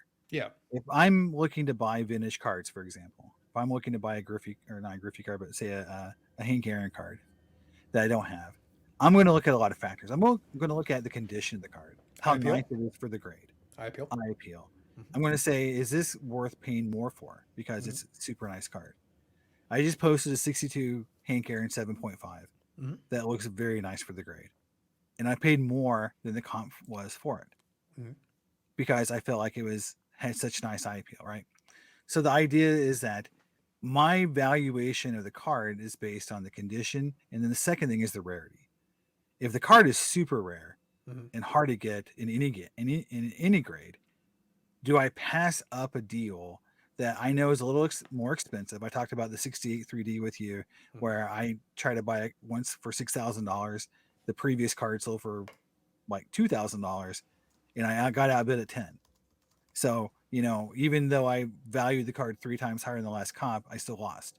Mm-hmm. The idea is that if I was at a card show, someone had that card for $6,000 on a table, and I said, nope, I'm going to pass on it because the last one sold for 2, knowing that that card would sell, later on for $10,000, I passed up a good deal, right? Mm-hmm. That is something that happens with vintage cards and even modern cards, when the rarity and condition tell you that you're not going to find this card again anytime soon, and or this condition is so good for the grade it is that it's a good deal even at comp or even above comp. Mhm. Those are things that people don't do enough of, is be kind of like conscious of that rarity factor and that grade factor. Just like if you got went to a card show and that Mike Madonna platinum mirror image was there and the person had it for double the last comp, Mhm. are you going to walk away saying like, well, yeah, the last one's over 150, now you want $300, but I've never seen this card before in my life. Do I walk away because the guy's wanting double the last time it sold for, or I just go and pay the price and just have it in my PC and just say I've checked that mark on my PC. Yep. A lot of collectors check mark that card on the PC and don't care what that price is. Could you say that dealers take advantage of that? Maybe, maybe not. Maybe they just understand the card's rare. Maybe Mhm. they understand that card is in high grade or in the condition it is rare, and they're going to charge a fair value for it. Comps be damned. Now, I I think actually have a that good thank you for bringing up that point because I actually have an example that I want to share. Because as you were talking, I was thinking about it, and luckily for me, there's enough data left over on old eBay. If you do the Terra Peak, you can actually pull some old data, is. so I can actually pull up for you, and I'll pull up an example of a Medano card that I did buy, and I'll add some of the conditions, kind of playing into your scenario a little bit here. We can kind of talk through it because I think it's a valid point. Again, I'll use this as an example. I know some people don't care about Medano, but that's not the point. The point is that the concept's still the same. Okay, so I'm sharing with you from Therapy, 97-98 Zenith, Mike Manano 5x7 Gold Impulse. So what happened Mm-hmm. is in that year, that was the Dare to Tear year. So you had the Sure. 5x7 cards that you could tear open and have a regular size card on the inside. Mm-hmm. So regular card, you had the regular 5x7, you had the Silver Impulse, and you had the Gold Impulse. The Gold Impulse is number to 100. Now, you could also cut it open. No, peel or no peel. How about tear or no tear? Cut or no cut? Oh man. It was a different thing, a different era, different time. But here's the point. This card, and I'm also going to tell you when I bought it. So I'm going to give Mm. you a little context to this. This $275 fixed price, that is a buy it now. I purchased that card. I bought that card in May 4th, 2021. I can tell you exactly when I bought it because it's still on here and I've got it saved here for our purposes. Now, here's the question. This is a late 90s card of Mike Badano, numbered to 100, $275 US. Is that a good price or a bad price? Here's a couple of variables to consider. Number one, that is the first and last one that is sold in the last 2 years. Mm-hmm. Number two, I have been looking for that card since 1997, 1998. So when it came up, I snapped it. I Mm-hmm. snapped immediately. Like there was no hesitation, there was no consideration. Here's the question: is it a good price or a bad price? None have sold in this platform in 2 years. As a collector, I wouldn't care. Correct. But the point is, there's a real argument to be made that this was an exceptional price. Because Okay. again, remember, it's out of 100, Sure. late 90s out of 100, Yeah. and none have come up for sale in 2 years, let But alone several years prior to that. By the way, I can sure. go back further, but they haven't been available. Sure. But in your collector mindset, when you saw this card listed, you immediately understood it's rare. I need it. I may never see it again. The price point I can afford. I'm just going to buy it. Yeah, Like you didn't wait to do 10 days of analytics to determine if this is a good price for it or not. agreed. But my question would have been in You this know? case, it was easy. It was a buy it now. It took a Sure. lot of the decision making out of it for me because I understood that this was a price point I was more than Yeah. comfortable with. I'm not going to haggle with you. I'm like, no, we're going straight to purchase. Yeah. But if it's open auction, where does it go? And the That problem is is, yeah, I don't know the answer to that question. exactly. And I think that's a great point, is that in an open auction format, you say like, even if there's not, let's say, a huge Mike Madonna collector out there willing to pay more than Oh, 275. I guarantee there's ones who will pay more than 275. I know this for 100% fact. But what if there's also somebody putting that whole set together? That's That's the my point. last card they need. That's a factor that They're we have to they're consider as willing well. to go to $1,000. I mean, Yes. those are things you just don't know. I Mhm. think that is why sometimes you're just better off not thinking, not overthinking some of these situations. And that's why I say when I look at card shows and I go and I see a card that that I really want, a card I'm looking at right now, I really want a 50 Bowman Jackie Robinson, right? Mhm. And if I go to a card show and I see one in a grade that, between 4 and 7, and it's as beautiful as one I've ever seen, perfect color, centering, whatever damage is there, it doesn't hurt the eye appeal. And the pricing is in a certain range that I really want, that I think is a good deal. I mean, to me, I'm not going to sit there and start, really trying to figure out, what's that value equation for me to buy it. It's just, is it priced reasonably? Mhm. If as long as it's priced reasonably, to me, that is the biggest factor in my opinion. to make that decision to buy. Mhm. I'm not looking at, how much can I resell it for if I need to sell it for in 2 weeks. Those things never come in my brain. Mhm. I think people who think in those terms of, well, I've got to buy it in a way so that I can resell it and make money on it, you'll always hesitate and you'll always make a decision based on what you can sell it for. Not, that's, I call the difference in the collector and the seller mentality, the Mhm. reseller mentality. The collector mentality is really around, I need it. It's the right condition and it's a price that's reasonable. That is the criteria I'm really looking for as a collector. And I have, on the Griffey side of it, when I see a card pop up that I need, I mentioned in a video the Ionics autograph. I need it. They popped up. I tried to buy one just this month. I Mhm. lost out, and I should have bid more, but you had that brain thing happening, like, my ceiling is $800 or whatever it was. The last one sold for X. I should go here. I didn't win. Yeah. Someone else paid more money. And if one doesn't come up for auction for the next 6 or 7 months or a year, I'm going to be like, man, I should have won that one card. I should have paid more. Mhm. What was his? What was that guy's highest? Maybe it was 5,000. I don't know. Mhm. But it's like those are the things as a collector that keep you up at night a little bit. Is when you miss out on a card because you overthought it. Because if you had the money to go higher, but you just didn't because of principle, Mhm. because you just didn't want to overpay, Yeah. and then you miss out on a card for 6 months, 2 years, 5 years, or whatever it is. It kind of sucks. And I think that's one of the things as a collector, sometimes you have to kind of just go for it sometimes. And again, you have to have budgets, and you have to be reasonable with yourself. No, for That's sure. But one let thing. me let me pose in a quick, Yeah. quick point though. The reason I gave that analogy, that example, is because Yeah. I could actually give real numbers. I could actually like give Sure. this is what Yeah. it is. But the thing is, I was certainly willing to pay more than what when Yeah. I saw it there was an easy snap for me because it's like, well, I Yeah. would have paid more than that. Now, how much more? I'm not at liberty to say, and I Sure. refuse to ever acknowledge that publicly. In a Right. public space, it should not be discussed of again. But the point is that, Yeah. to your point though, reasonable. But the thing is, like, what's reasonable? Yeah. Like something like that, I don't have a valid comp. Yeah. What would be, even if money was no object, what is reasonable? And like Yeah. I have no way of answering that. And by Yeah. the way, that data point doesn't help us because in reality, the seller happened to put it at a price point where for me it was a snap, quick, no questions Yeah. asked buy. But if he had put double, would it have been a no questions asked buy? I refuse to answer that question. The point is, Yeah. what is reasonable? And I don't know the answer to that question.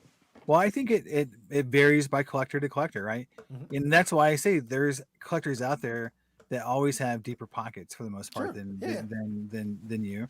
Yeah. Maybe there's a top end to that pocket, but the idea is that we always put restrictions on ourselves from a buying perspective based on what we think the value of that card is, right? There's Yeah. always going to be a point to where you say the value equation is not worth it.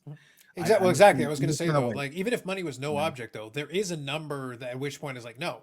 Yeah, Even if it's like, okay, look, I have billions of dollars, and the answer's still no. It's sure. it's not it's not about it's not about how much money I have. It's that look to Yeah, me, it is not worth that. The fact that right. I'd been pursuing it since 1997, the fact that Yeah. barely any of them had ever come up, Mhm. and it had been on the checklist sitting that whole time, and it suddenly appeared before me, I was like, Yeah.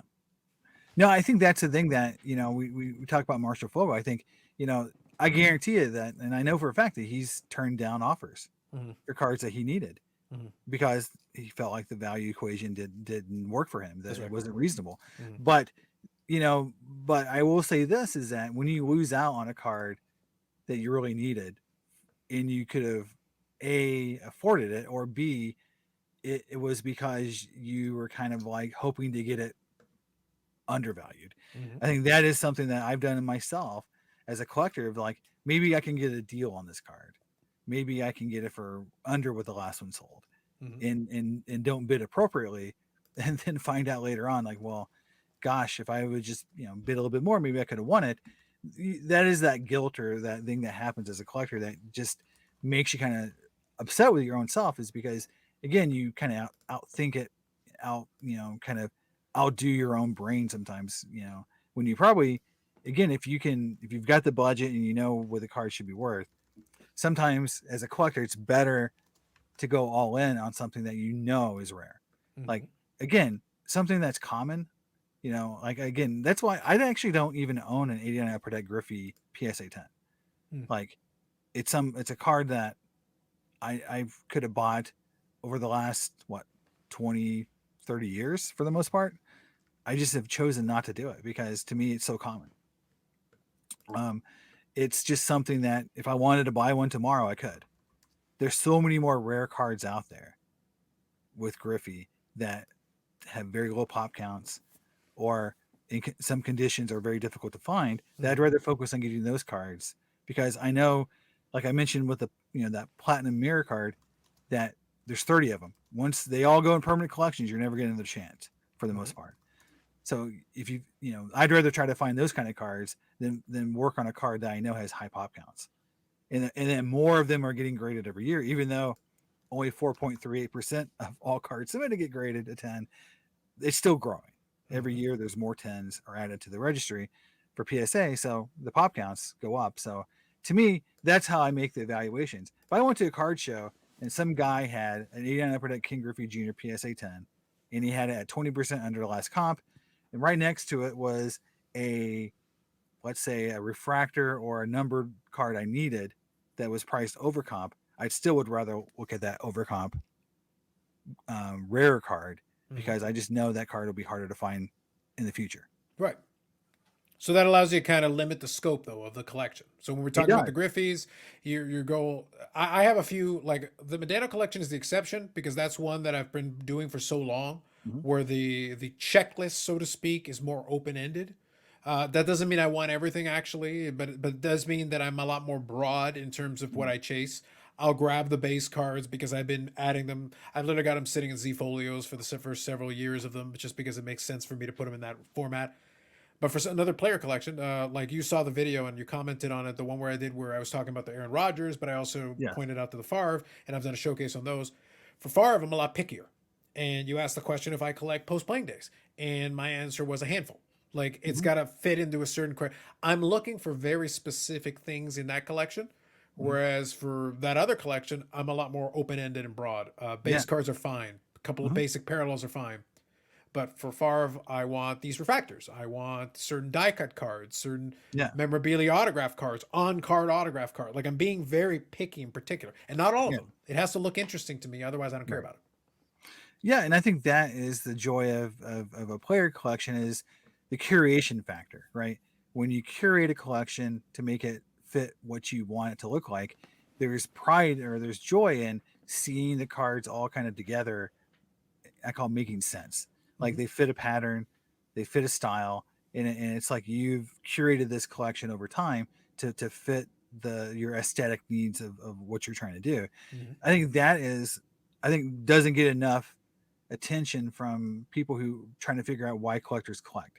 Mm-hmm. You know, you are doing something that pleases you to how your aesthetic, Mm-hmm. to what how you look at what you want out of that collection. And that's why this idea of gatekeeping collectors is kind of stupid because very few collectors collect exactly the same way. Mm-hmm. And just because some guy is a base card collector doesn't mean that guy is not a collector, right? Or not worthy of collecting cool cards. Mm-hmm. And the one thing I've always kind of been, a little bit, negative on was the guys are that are only PSA 10 collectors. Mm-hmm.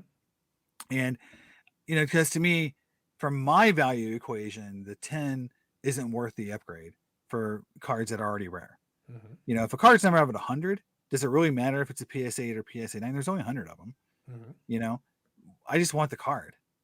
But there is a subset of collectors that says, well, I want the card, but it has to be a PSA 10. Mm-hmm. So they've created an even tougher criteria for themselves. But when they stack all their cards up and they all say PSA 10, that's the aesthetic they want. So Mm-hmm. it's not, for me to criticize that.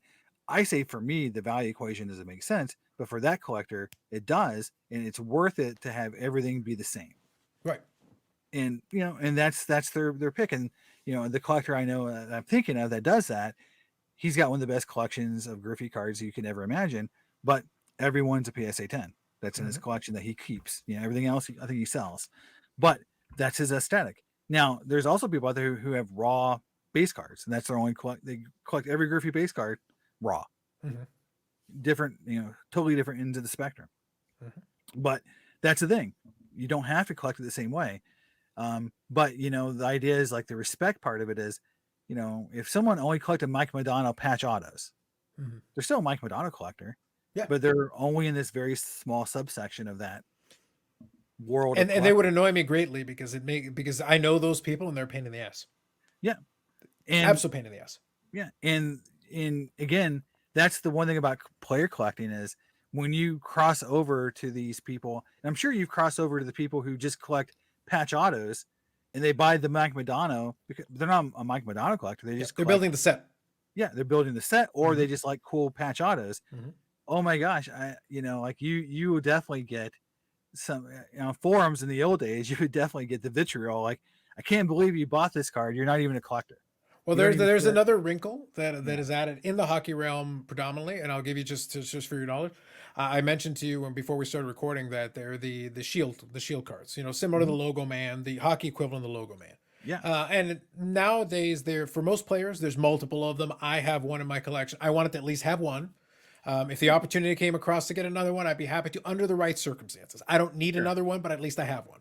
But I can say, well, most people can't say, I happen to know where about 3 or 4 more of them are. But it's not a Mike Medano collector who has them. And it's not a patch collector who has them. The Hmm. problem was that Upper Deck did a thing where they did double-sided shield cards. So you had Mm. one player on one side, another player on the other side. So the guy who has about 3 or 4 of them is a Mm. Marty Turco collector. Marty Turco is the player on the other side of the card, and the other side is the Oh, Medano on the shield. So it's a Medano Turco dual shield. I So see. so technically speaking, it is for his PC. It is for Marty Turco, but Medano's on the other side of that card. So Wow. the reason why I can't have it is because he's got them. Sure.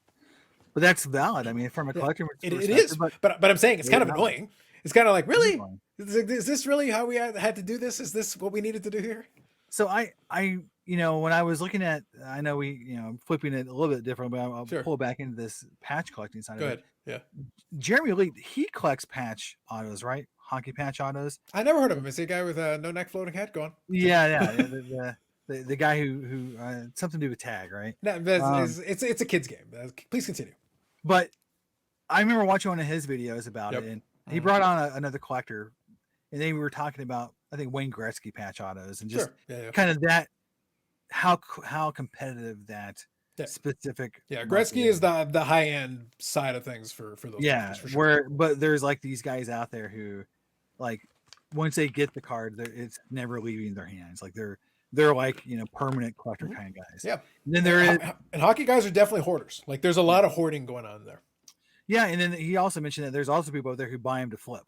So there is both into that market. Mhm. But the hockey, I call myself an unintentional hockey collector, in my video because of Upper Deck EPAC, Mhm. which keeps me still buying hockey cards because it's easy to do. Yep. Something that it makes a lot of sense from my perspective because a I like hockey, I like watching it, and B, it the cards themselves have some intrinsic value on the young guns and some of the inserts, and they look cool. And to me, there's still there's a there's a simplicity to the hockey card world Mhm. that other sports don't quite have. Sure. And I feel like that is appealing. I think you're seeing that kind of resonate a little bit more often now, where you're seeing people who normally wouldn't be a hockey card collector buy hockey cards. That's been my opinion. Is I see more people talking about hockey. When I set up at the last show in Albany, New York, I was asked about hockey cards. I brought my box of hockey cards and I sold quite a bit of hockey cards. I sold Kale McCarr. I sold, Shesterkin. Mhm. I sold Lafreniere, rookie cards, young guns, um, for exactly market price. There was no negotiation. They were like, "Yep, $300. Here's $300." It was Mhm. like they were just happy to see hockey cards Mhm. because in this area, no one really is a big hockey seller.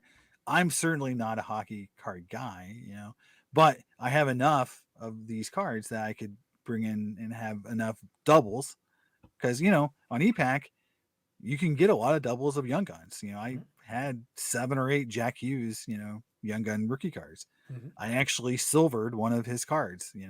I silvered the Kel McCarr. I speckled the Elias Peterson, Hmm. which meant I had 3 silvers Hmm. that turned into a speckle. So it's like those cards are cool, but it's interesting to me from a hockey perspective how that market is so strong that it rewards good play.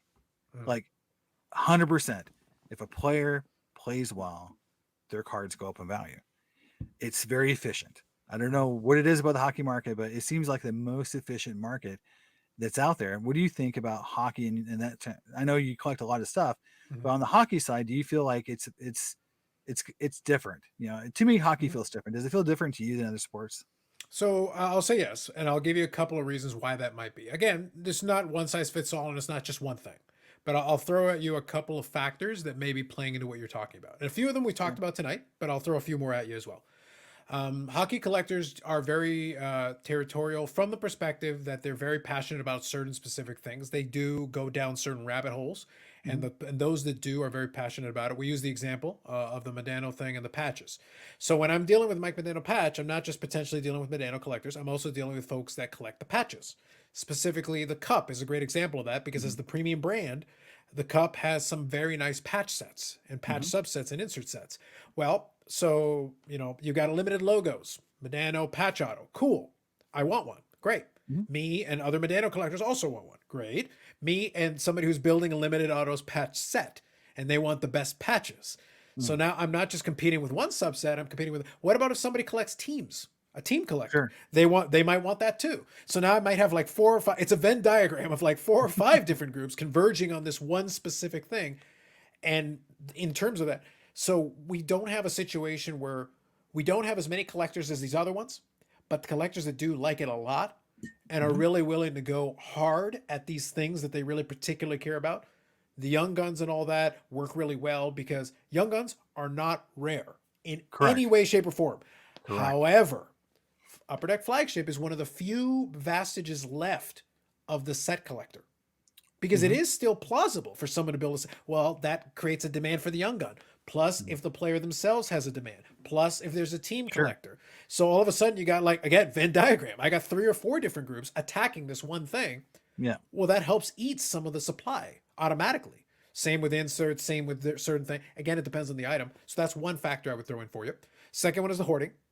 Yeah. Some of those patch collectors that I was talking about, they don't just have one. They have like 5 of them. Sometimes I'll watch some of them where they'll do the limited logos. I'm just using it as an example. They'll do the Yeah. limited logos, and if for some reason the limited logo has like a patch piece from like a shoulder patch or a crest or something, the limited logo has a nice size patch piece, but it's got one corner of the shoulder crest, and they're Right. like, "All right, I'm gonna do the whole shoulder crest." The So whole they the have whole 4. So it's like, why do you need 4? Well, because then I got all 4 corners of the shoulder crest. So now Yeah. this one person, and the print run on the whole thing is 50. So they've got Sure. 4 out of the 50 just because they wanted to have the whole shoulder crest, Right. plus the player collector, plus the team collector, plus the Yeah. other people doing the set. Yeah. I know in football, like in Flawless, you would see people put together like the entire patch, like for Tom Brady, All the like the time. Patriot logo. All the Like time. they would cut the Patriot in half, and you'd have the 2 pieces, and that and it definitely looks really cool, It right? does. But And but that's that but that's yeah, imagine though, I take a print run of 50, and let's yeah, say that one segment requires 4. Well, that's just about 10% of your print run right there in one person's hands just because they yeah, wanted to complete that one specific project and were willing to pay through the nose to get it done. yeah, Well, what does that do about comps and other price points on the rest of it? sure. Well, and I think also too, I think you're alluding to this issue too, is that the the type of patch it is probably really affects that value. It does. So those 50 patches, I'm sure there's a price points in there from one color patch to like some crazy you should say shoulder piece patch. There's going to be a much different valuation throughout that whole 50 card run based on what that patch looks like. 100%. Absolutely. And those are all factors that you have to play into it. So again, when we're talking about supply, right? We're talking supply and demand. Well, Yeah. the demand is clearly there, but the supply gets impacted by all those things we're talking about. And like I said, there are some people who are obsessed over certain specific genres, certain specific subsets, Yeah. these little elements to it. And so I'll give you an example. This is not one of those from the cup, but it's the same principle, same idea. And I'll share it. I've shared it on the channel before, but I'll do it quickly here for us, just as a point. Okay, country of origin.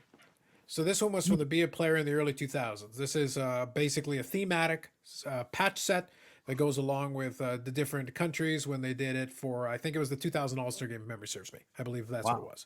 So great, game used patch piece, awesome. There's a little USA logo, and you got that's a strong patch piece. It's a good one.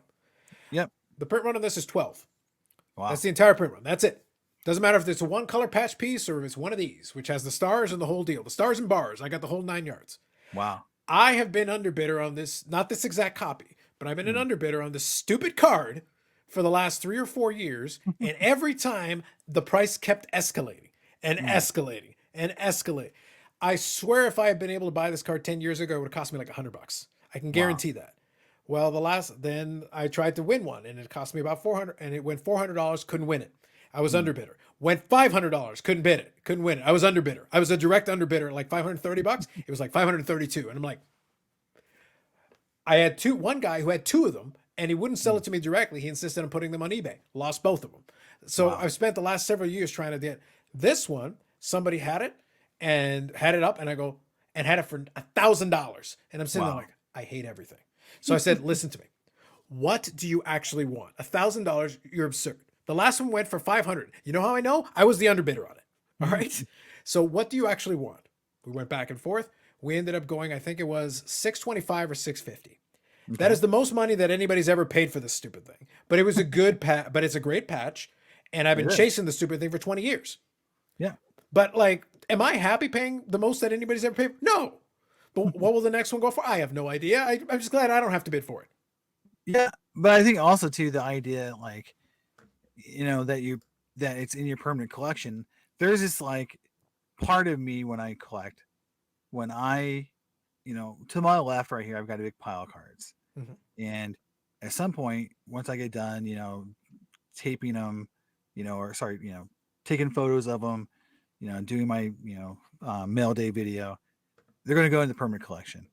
And when they go in the permanent collection, there's a spot for them, Sure. right? I have them arranged by either set type or year or whatever, how I arrange the set.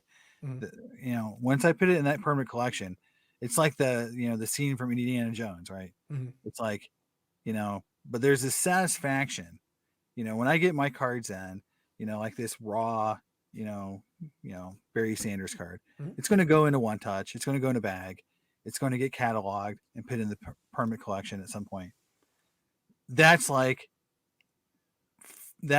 for me, like scoring, hitting a home run. It's like, Sure. I've got the card. It's in the permanent collection. I don't have to worry about finding it anymore. Mhm. It's like, that is to me the satisfaction I get from, filling that hole in that collection, right? Mhm. Doing that activity, Mhm. put it in the sleeve, put it in the holder, pin it into the box it goes into, that hole is now filled, right? Mhm. And I think that is something that, as you put that card in your collection, I'm sure there was just this relief, like, now I don't have to look for it anymore. Now I don't have to wonder, when's the next one going to come up for sale? It's right there. Just above my finger. And It's on the display. yeah, and that's the thing is also, I taking some of my cards down from a display when I travel. I actually carry some cards with me. I don't Mhm. leave everything in my house. Not for sure, but I always joke No, with folks no. because sometimes because if for whatever reason it comes up, I'll be like, it's right there. Because I was Or- like, I've been chasing after how much I worked hard. It's like I put the sure. damn thing front and center in that display right there. Yeah, and I have this little display behind me. When I do my videos, I have this little card display that is visible, right? And I change it up. Sure, yeah. I put different cards in it. But the idea though is like the cards are in there for a reason. Like Mhm. either there's something I just picked up that I've needed for a long time, or they're new to the collection. It's just like it's a way for me to view part of my collection Mhm. on a daily basis. Sure. And I change it up a little bit. But the idea for me is like when I put something in that permanent collection, a good example is my 50s and 60s baseball collection, right? My Hall of Fame collection. It's like when I flip through my Hall of Famers, I sort them by number.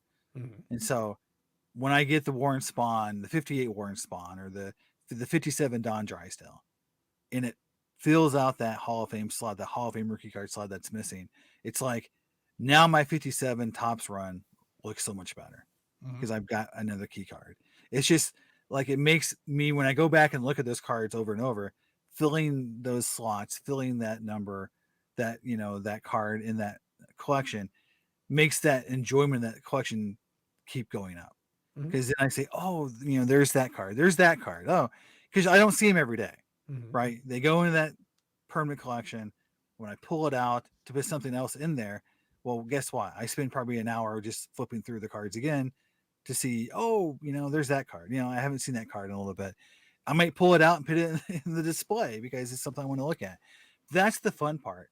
And I think that's something as a collector, I don't know how often people go back and review the collection, flip through the cards, kind of review kind of where they're at.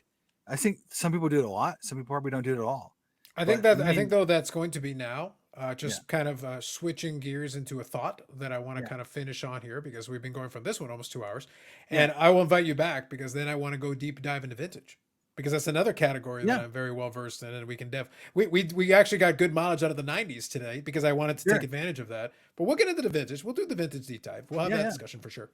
But one thought though that I'm having right now is a lot of folks that are talking about budgets, a lot of folks that are talking mhm, about, card addiction. Had a little fun with that one. yeah, But specifically though, one of the antidotes for me conceptually is like, well, why don't you go back and enjoy the collection you already have? It was a good excuse. Like when I did that yeah, video, the last one that I did, I already have those cards. yeah, Well, here's a good excuse. Let me go flip through them and then I'll talk about some stuff. But these cards were already here. Like yeah, I didn't have to go get them. I already had them. yeah. And for me, like part of my collection curation is, you know, like I mentioned in my 2023 goals, is cataloging. Mm-hmm. You know, I honestly don't know what Griffey cards I own. I honestly don't know how close I am to having my 63 tops baseball set done. I've not gone back and recataloged those cards since I've added to the collection Now, because this is aside from the video you did going through a bunch of the cards, right? This is not cataloging. You did go through a bunch in one of the videos not that long ago, but yeah, that was just me going through and kind of like on the pirate collection. Like here's my pirate yeah, collection. What sifting it through them came basically. today, Yeah, yeah, sifting through it. But I didn't catalog it like with a checklist to say, yep. Now I know my 61 tops team set is complete, you know, because that was something that was part of my long term goal collection in the early 2010, right. 2010s. But for Griffey, for example, I add probably 2 or 3 pieces every month, Hmm. you know, to that permanent collection. And so I haven't gone through and did a checklist in probably 2 years. So Hmm. I'm probably 200 to 300 cards behind on Right. where I was at. So to me, like I could take the time you mentioned, like instead of buying new Griffey cards, take 1 or 2 months and just catalog, sort, put the cards in the right holders. You know, because you know when you get cards in from eBay, they come in nasty, you know, top loaders. You know, I could, you know, put new top loaders You could in. also do it for the gram. You could also take a couple of Yeah, the images for the Instagram because for me, sometimes that's exactly. fun. Sometimes it's fun to be like, all right, this is what this is. Sometimes it's new stuff. A lot of times it's new stuff. But sometimes it's Sure. like, all right, let me go to the archive. Hold on, I actually got some stuff back here. Yeah. 100%. And I think that resorting, recataloging is another way to re-enjoy those cards again Yes. without having to add anything new to it. And I think that's a perfectly good use of that time in your collection because to me, I come down, I'm in the basement. I'm in, you know, I call it like the room of doom, you know, poor lighting. It's kind of cold down here. And that's where my collection is. And cataloging the collection, you know, I get a lot of satisfaction on the comic book side, you know, pitting my high end books, you know, that I want to own permanently in Mylars and in top loaders and then putting them in that box. Okay. And so when I pull them out, they look beautiful. I've even gone to plastic backing boards so I can see both sides. Okay. And it's expensive. Like those backing boards and Mylars are very expensive. But the idea is that it makes me when I view those books, those permanent books, my Spider-Man books, you know, those things, those Golden Age books, that's something that brings me a lot of joy and peace to just see through them and look at those books again. that is something that I don't do enough of, because I look at my collection. I just got piles and piles of cards, piles of comic books that's never been sorted, never been put anywhere where they should go. And to me, like, I could take 2 or 3 months off of buying anything new and just do that. Hmm. And I think, and to me, I wouldn't be losing any enjoyment, or I wouldn't be really missing out on cards, because I would be going through what I already own. But that's something, as a collector, the back end of it is this, and you probably know this for yourself, is that, what if I miss out on something? Hmm. What if something rare comes up if I take a 2 or 3 months hiatus that I really need for my collection? There's always that fear, Hmm. like, oh my God, I missed out because I was, on hiatus a little bit. I was just sorting my collection. I wasn't in an active buying mode. That is sort of when you talk about people who kind of overspend or who may not stick to the budget. Those are things that sometimes do happen.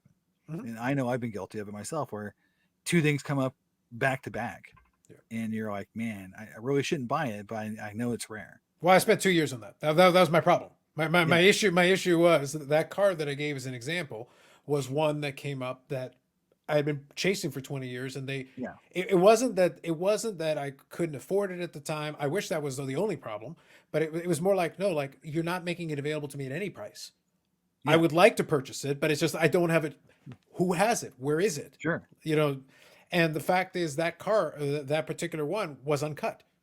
So I Hmm. have a silver impulse that's uncut, a gold impulse that's not cut, that hasn't been messed with, and then I've got the base. I've got cut and uncut.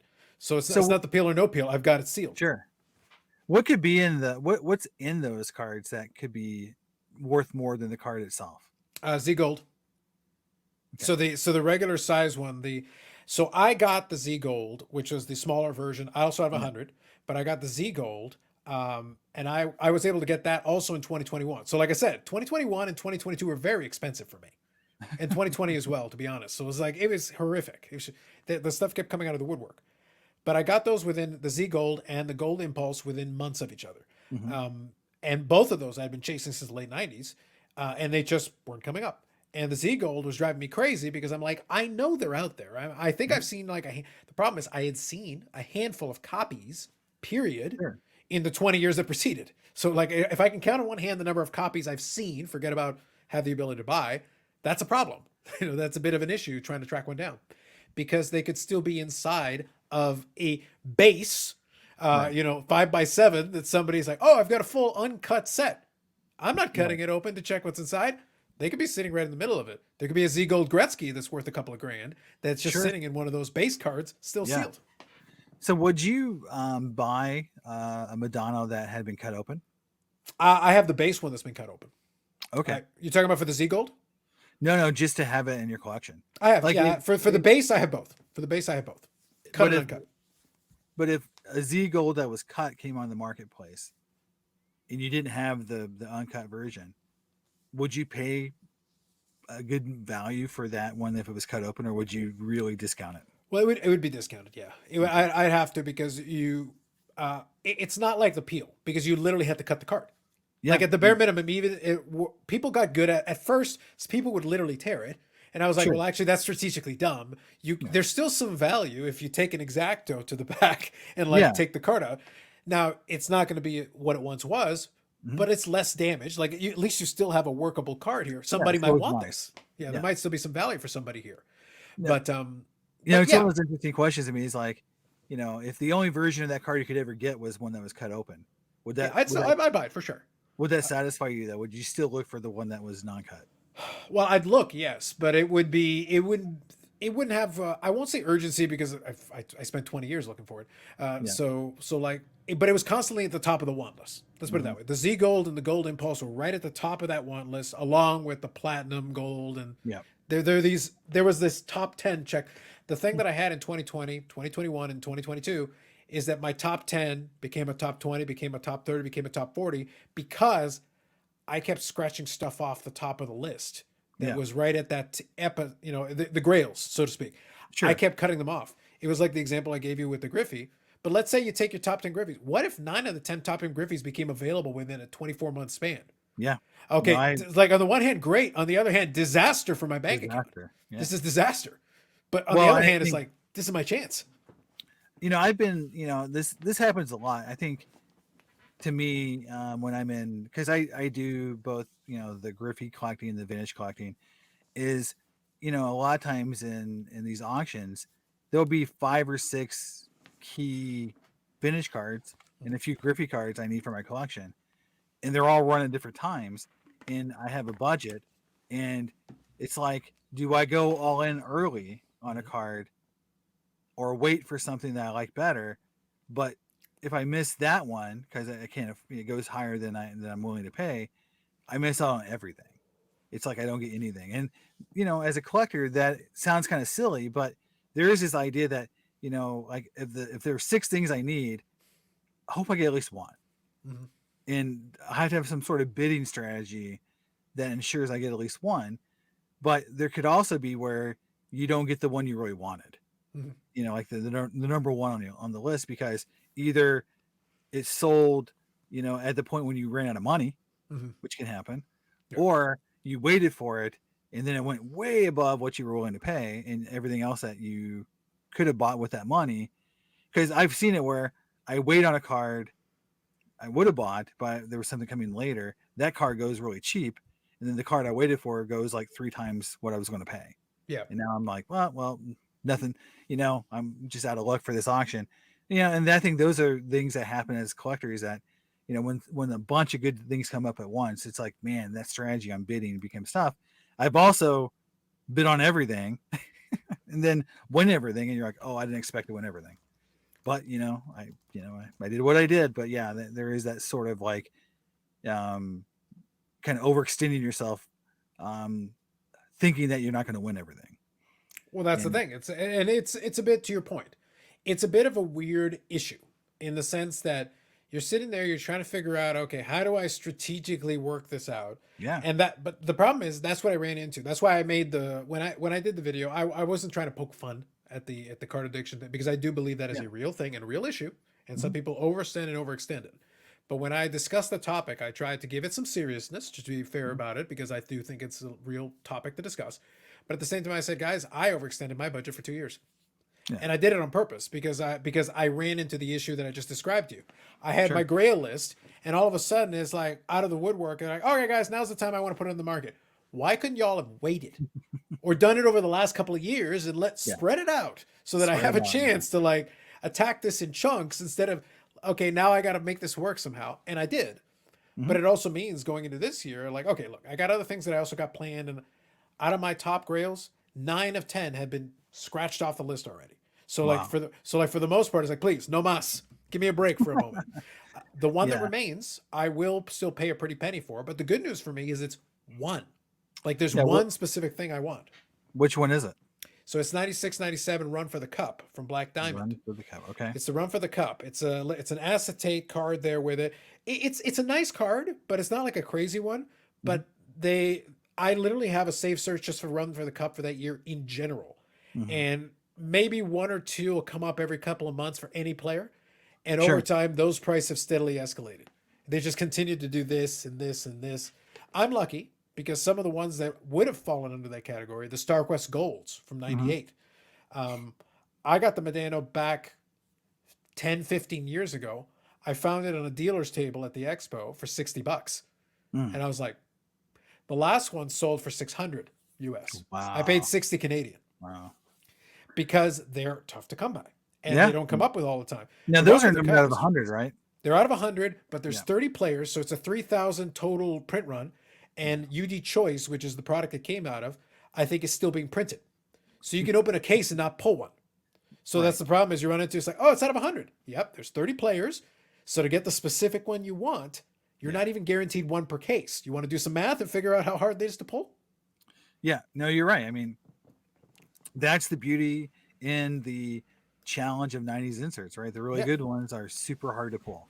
Yeah. And the basketball ones, when the basketball ones took off, I think there was a delayed reaction. But I think now the hockey guys are like, wait a minute, we have one of those too, and it's the same idea. So the Gretzky and those guys have started to go. I think the last Iserman sold for $1,500. They're very nice looking cards.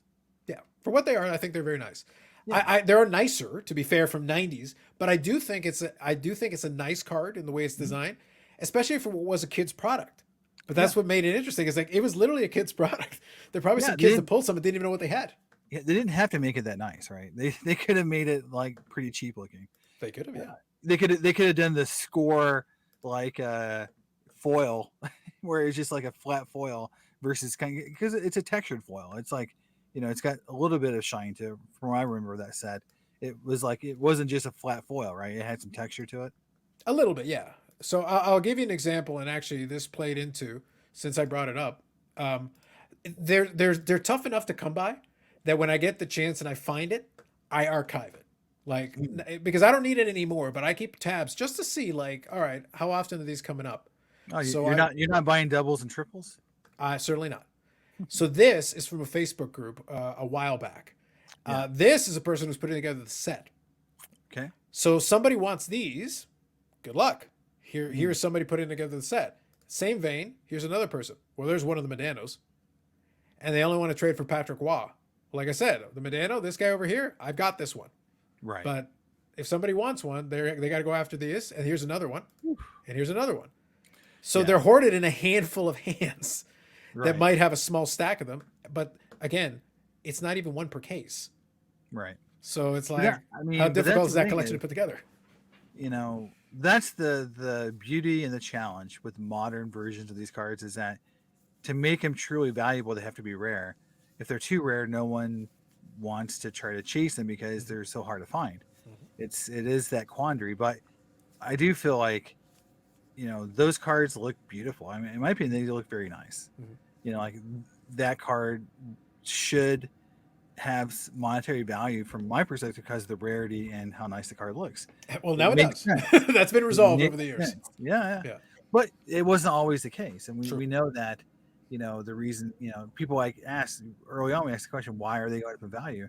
It's because there's no cards in the market today that look that way. Mhm. They don't look the same today as they did back in those 90s. And again, out of 100 is still, it's funny because today a card number out of 100 isn't considered even that rare. So No. it's like, oh well, 5. It's got to be numbered to 5 or below, or 25 or below, before I really get excited about the rarity. Mhm. Back then, you mentioned it's number of 100, but you get one every 3 cases. So good luck trying to find one. Yeah. Well, that's the problem they ran into. Even some of the parallels, like that one, the run for the cup is an insert out of 100, same time period, same era, same general issue. They were just tough to pull. But the stuff that's left in the checklist, that run for the cup is at the very top. A little below that now is the superscripts. Mm-hmm. So they had Upper Deck MVP, superscripts. Superscripts a out of gold, 25. right? No, the thing is they were kind of a silver. Okay. But what happened is they were kind of a silver that was a rainbow kind of a foil going Okay. on with them. But again, it was meant to be a kid. It was an entry level base product, Yeah. and it's a parallel of the full base set out of 25. So late 90s out of 25. Okay, so when do you think is the last time I've seen one for the player? 5 years ago. Longer. Really? Like Wow. like I got one. I got one for like in the 2008 iteration. They did bring them back and Bring have them some back, later yeah. on. But the 98, 99, the 99, 2000, and even Mhm. the 2000, 2001. You don't have that card? Nope. Wow. I know a few people that do, but not many. Well, yeah. I mean, 25, right? Yeah, that's the thing. So they're out there. Like there's somebody that's sitting on that collection, either just wanting to hold it or waiting for the right moment where they're like, all right, fine, now is the time I sell it. And that's Now, one you got to sit back and wait for. do you ever open product trying to hit something like that? The 1999. Yeah. I'd love to. I have opened a couple boxes of it, but like it's one of those things where like, look, this box better be cheap because I'm not pulling Oh yeah, yeah. it. like I it totally better be agree. cheap. I'll take a flyer for fun, but like, it's for Yeah. fun. Yeah, I mean, I open 96, 97, 98, 99 finest chrome all the time. Yeah, Mostly finest because the finest cards are protected, by the protector, they are. Yeah, where they don't stick. yeah. You don't get the damage. The top's chrome cards could be stuck together, something horrible. But I mean, I opened those products just trying to pull. I did pull a Griffey insert refractor in the last box of 99. Yeah, I did see that. Yes, So which is like sweet, which is great. which That's is a fun. PC pull, PC card. Yeah. So and I didn't have that card, so it was a double. Didn't have it, and it was pack pulled, I pulled the 95 finest Derek Jeter refractor, the base refractor. Mhm. So I have pulled a few pretty nice cards out of opening boxes, but it is a I want to say a fool's errand, but it's definitely something that you're not going to win. Yeah. If you think you're going to hit the big card, you're probably not. Yeah. But I've but it's opened some fun. boxes It's of a journey. 98.99 UD choice Yeah, just for the hell of it. I'd be like, come on, StarQuest, go. No. You got to give it a try if the price is yeah. right. There's other colors too, right? There There, are, but basically yeah, the way it went is that the blues are one every pack, I think, if memory serves me. yeah. Then you had the greens that were a little bit, a couple per box. Then I think the red was about one per box. So the Okay, red is still nice. It's still a nice card. If you get like Gretzky, it's still probably 20-30 bucks. It's not crazy, yeah, but it's something. Um, but yeah, the gold, it's in its own stratosphere. Like, yeah, give me a yeah, case and maybe we'll take a shot at one. yeah. But I mean, I think that's the thing is like opening a few boxes of that, knowing that there's a chase card in there that's worth a lot of money, Sure. that in a box that's maybe under $100. Because I just look at the value again, the value of current product. Where if you bought a box of, let's say, upper deck, let's say upper deck hockey today, $120 a box, and then you're going to pull 5 young guns, and let's say you don't get anyone cool, and you get a bunch of inserts that no one really cares about, but you could buy 2 boxes of that product and get a shot at hitting that one of those gold cards.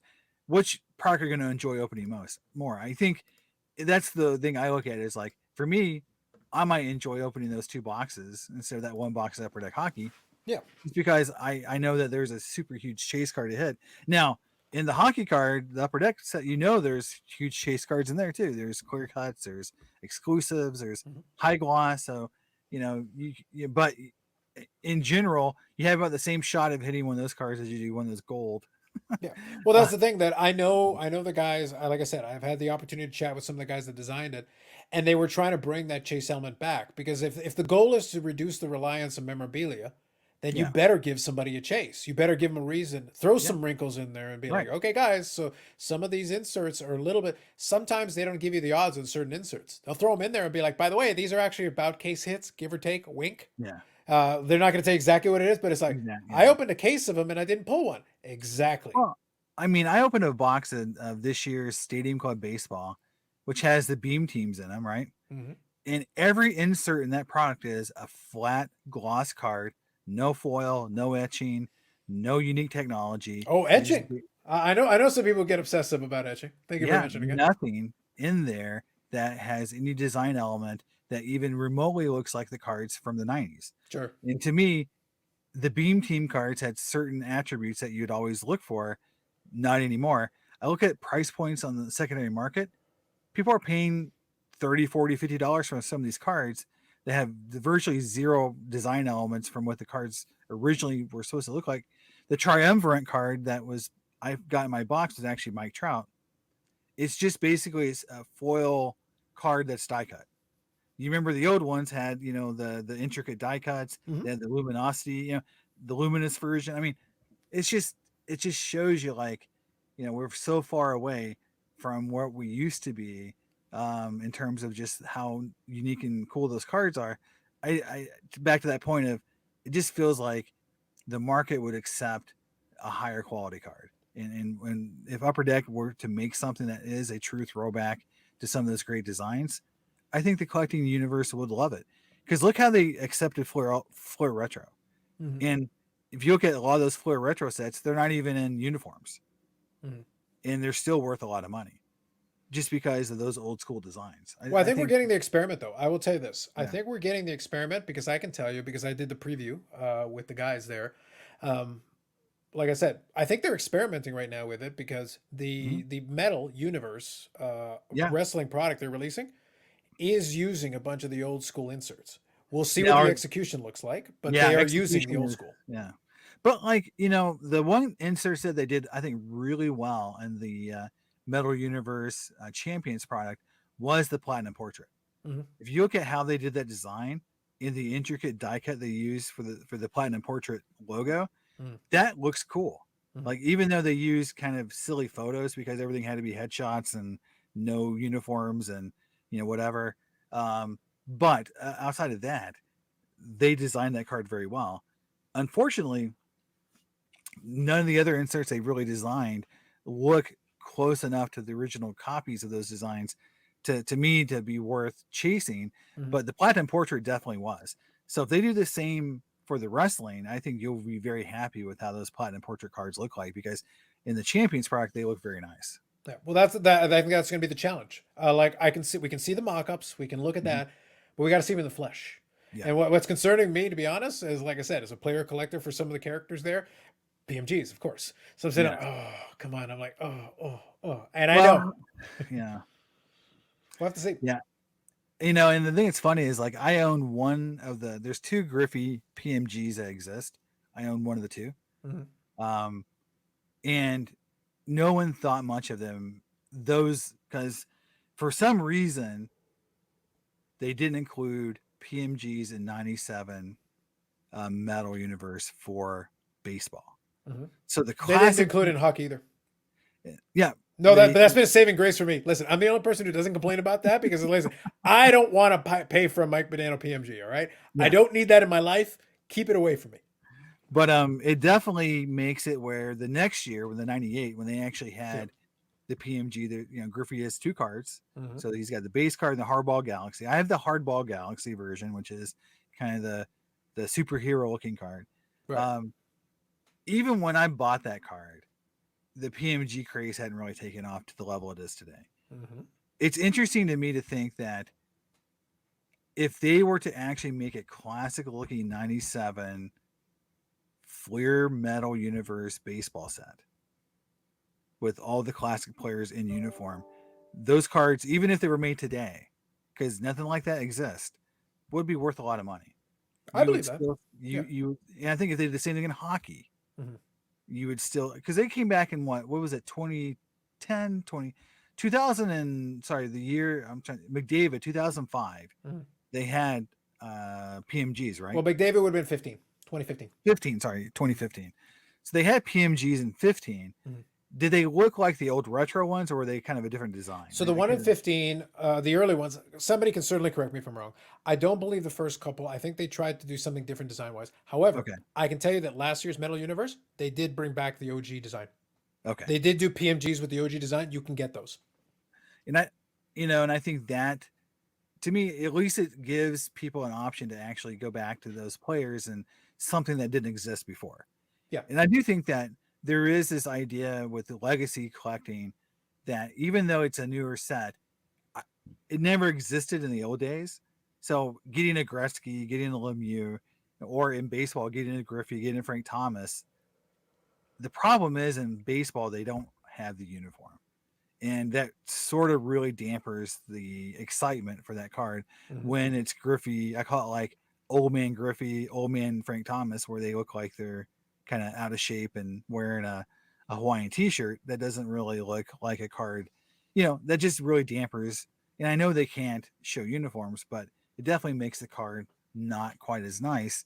That is something I just hate the idea that we have this limited competition and these licenses that aren't, the exclusive the exclusive license just really, to me, kills some of these products. It just really hurts how these cards look, because I think champions, for example, would have been so much better if everything was licensed. Right. No, I think that's fair. So let me wind her down on this one because, like Yeah. I said, there's plenty of room. Like if anybody who watches this after the fact, you realize we were chatting for almost an hour before I started hitting record. That's all you Yeah. need to know. That's all you need to know. So I'll wind us down on this one, and Yeah. I'll leave it open for later on. Like I said, we'll revisit this conversation and continue Sure. from where we left off. Um, is there anything you're looking forward to coming up? Because for me, like I said, I'm trying to slow down a little bit because I do Mhm. want to go to the national. That is my intention. That's still the plan. Obviously, there's a little time between now and then. I got to save up. That means I do have to slow myself down. If for nothing else, in order to Yeah. plan that out and make it work for me, doesn't mean I'm not going to get anything, but I'm going to be a hell of a lot pickier for the remainder of this year to try to make this work. Anything you're Yeah. looking forward to? Well, for me, I definitely have, decided that there's probably a few collections I'm probably going to end up discontinuing or sell, Sure. to kind of focus back on the cards and the comic books that I really, really want to collect. Sure. Um, And I did, commit to, to refocusing and really focusing on some things like set collecting, finish out some sets I've started, that, they've been kind of languishing in kind of like Hades for a little bit in my collection that I really want to pick up again. So I'm looking forward to maybe completing some things I started 10, 15, 20 years ago. Mm, But from a product perspective, or things I'm really looking forward to buying, I'm really hoping this year to really make a dent in my Willie Mays and Hank Aaron collection. nice. It's been something I've been really um, trying to focus on, and I have done the 60s and 70s. It's really the 50s cards that I'm Mm, really deficient in. mhm. So I'm going to make a concerted effort there. Um, but I definitely don't want to get distracted by product this year. Wax. Okay. I'm going to try to stay away from opening wax unless it's something retro that I'm just doing for fun. But I'm going to stay away from opening Bowman products, opening Flawless products. Things I used to open in the past. To me, the value in the equation has just gone so south that I'm just not even going to pay attention to it this year. All right. I think that's reasonable. I think that's good. So, folks, you may be familiar or not. Regardless, I will put a link to the channel in the description. It is Jason from Cards and Comics, so you can check it out. Variety of different content. If you like your '90s stuff, check out some of those pickups for sure. Check out some of those Griffey videos and Griffey pickups and collection videos as well. Also, again, there's also comics and there's also general hobby discussion, which is some of the stuff that originally caught me onto the channel in the first place before we got a chance to talk. That I do enjoy, kind of the think pieces. That for Appreciate me it. is a lot of fun for my person in that opening up that manner of discussion. Yep, I appreciate it, and thanks for having me on. And you've been a big supporter, and I love the fact that you're not only someone who puts a lot of thought into their content, but you're looking at it from a lot of different angles. And to me, even if we don't always agree on an angle, it's great to have the conversation. Oh, absolutely, I appreciate it. So I will have Jason back at some point because, as I alluded to a couple different times, I'm also into the vintage side of things. So like that could be its own full length discussion. And to Oh be yeah, perfectly honest, plenty of room. I've been doing that for a long time as well. But I did enjoy the deep dive into a lot of the '90s and talking about some of the thoughts and concepts with it. So I'll consider this part one of our sure, discussion, and then we'll revisit for part two and reconvene. awesome. Thank you very much. I really appreciate it. Absolutely. So, like if you like the channel, subscribe. More videos coming up on the channel. Live streams on Fridays, 8 p.m. Eastern Time, as is always the case. I'll do the little outro, but thank you all for watching, and we'll catch you in the next one.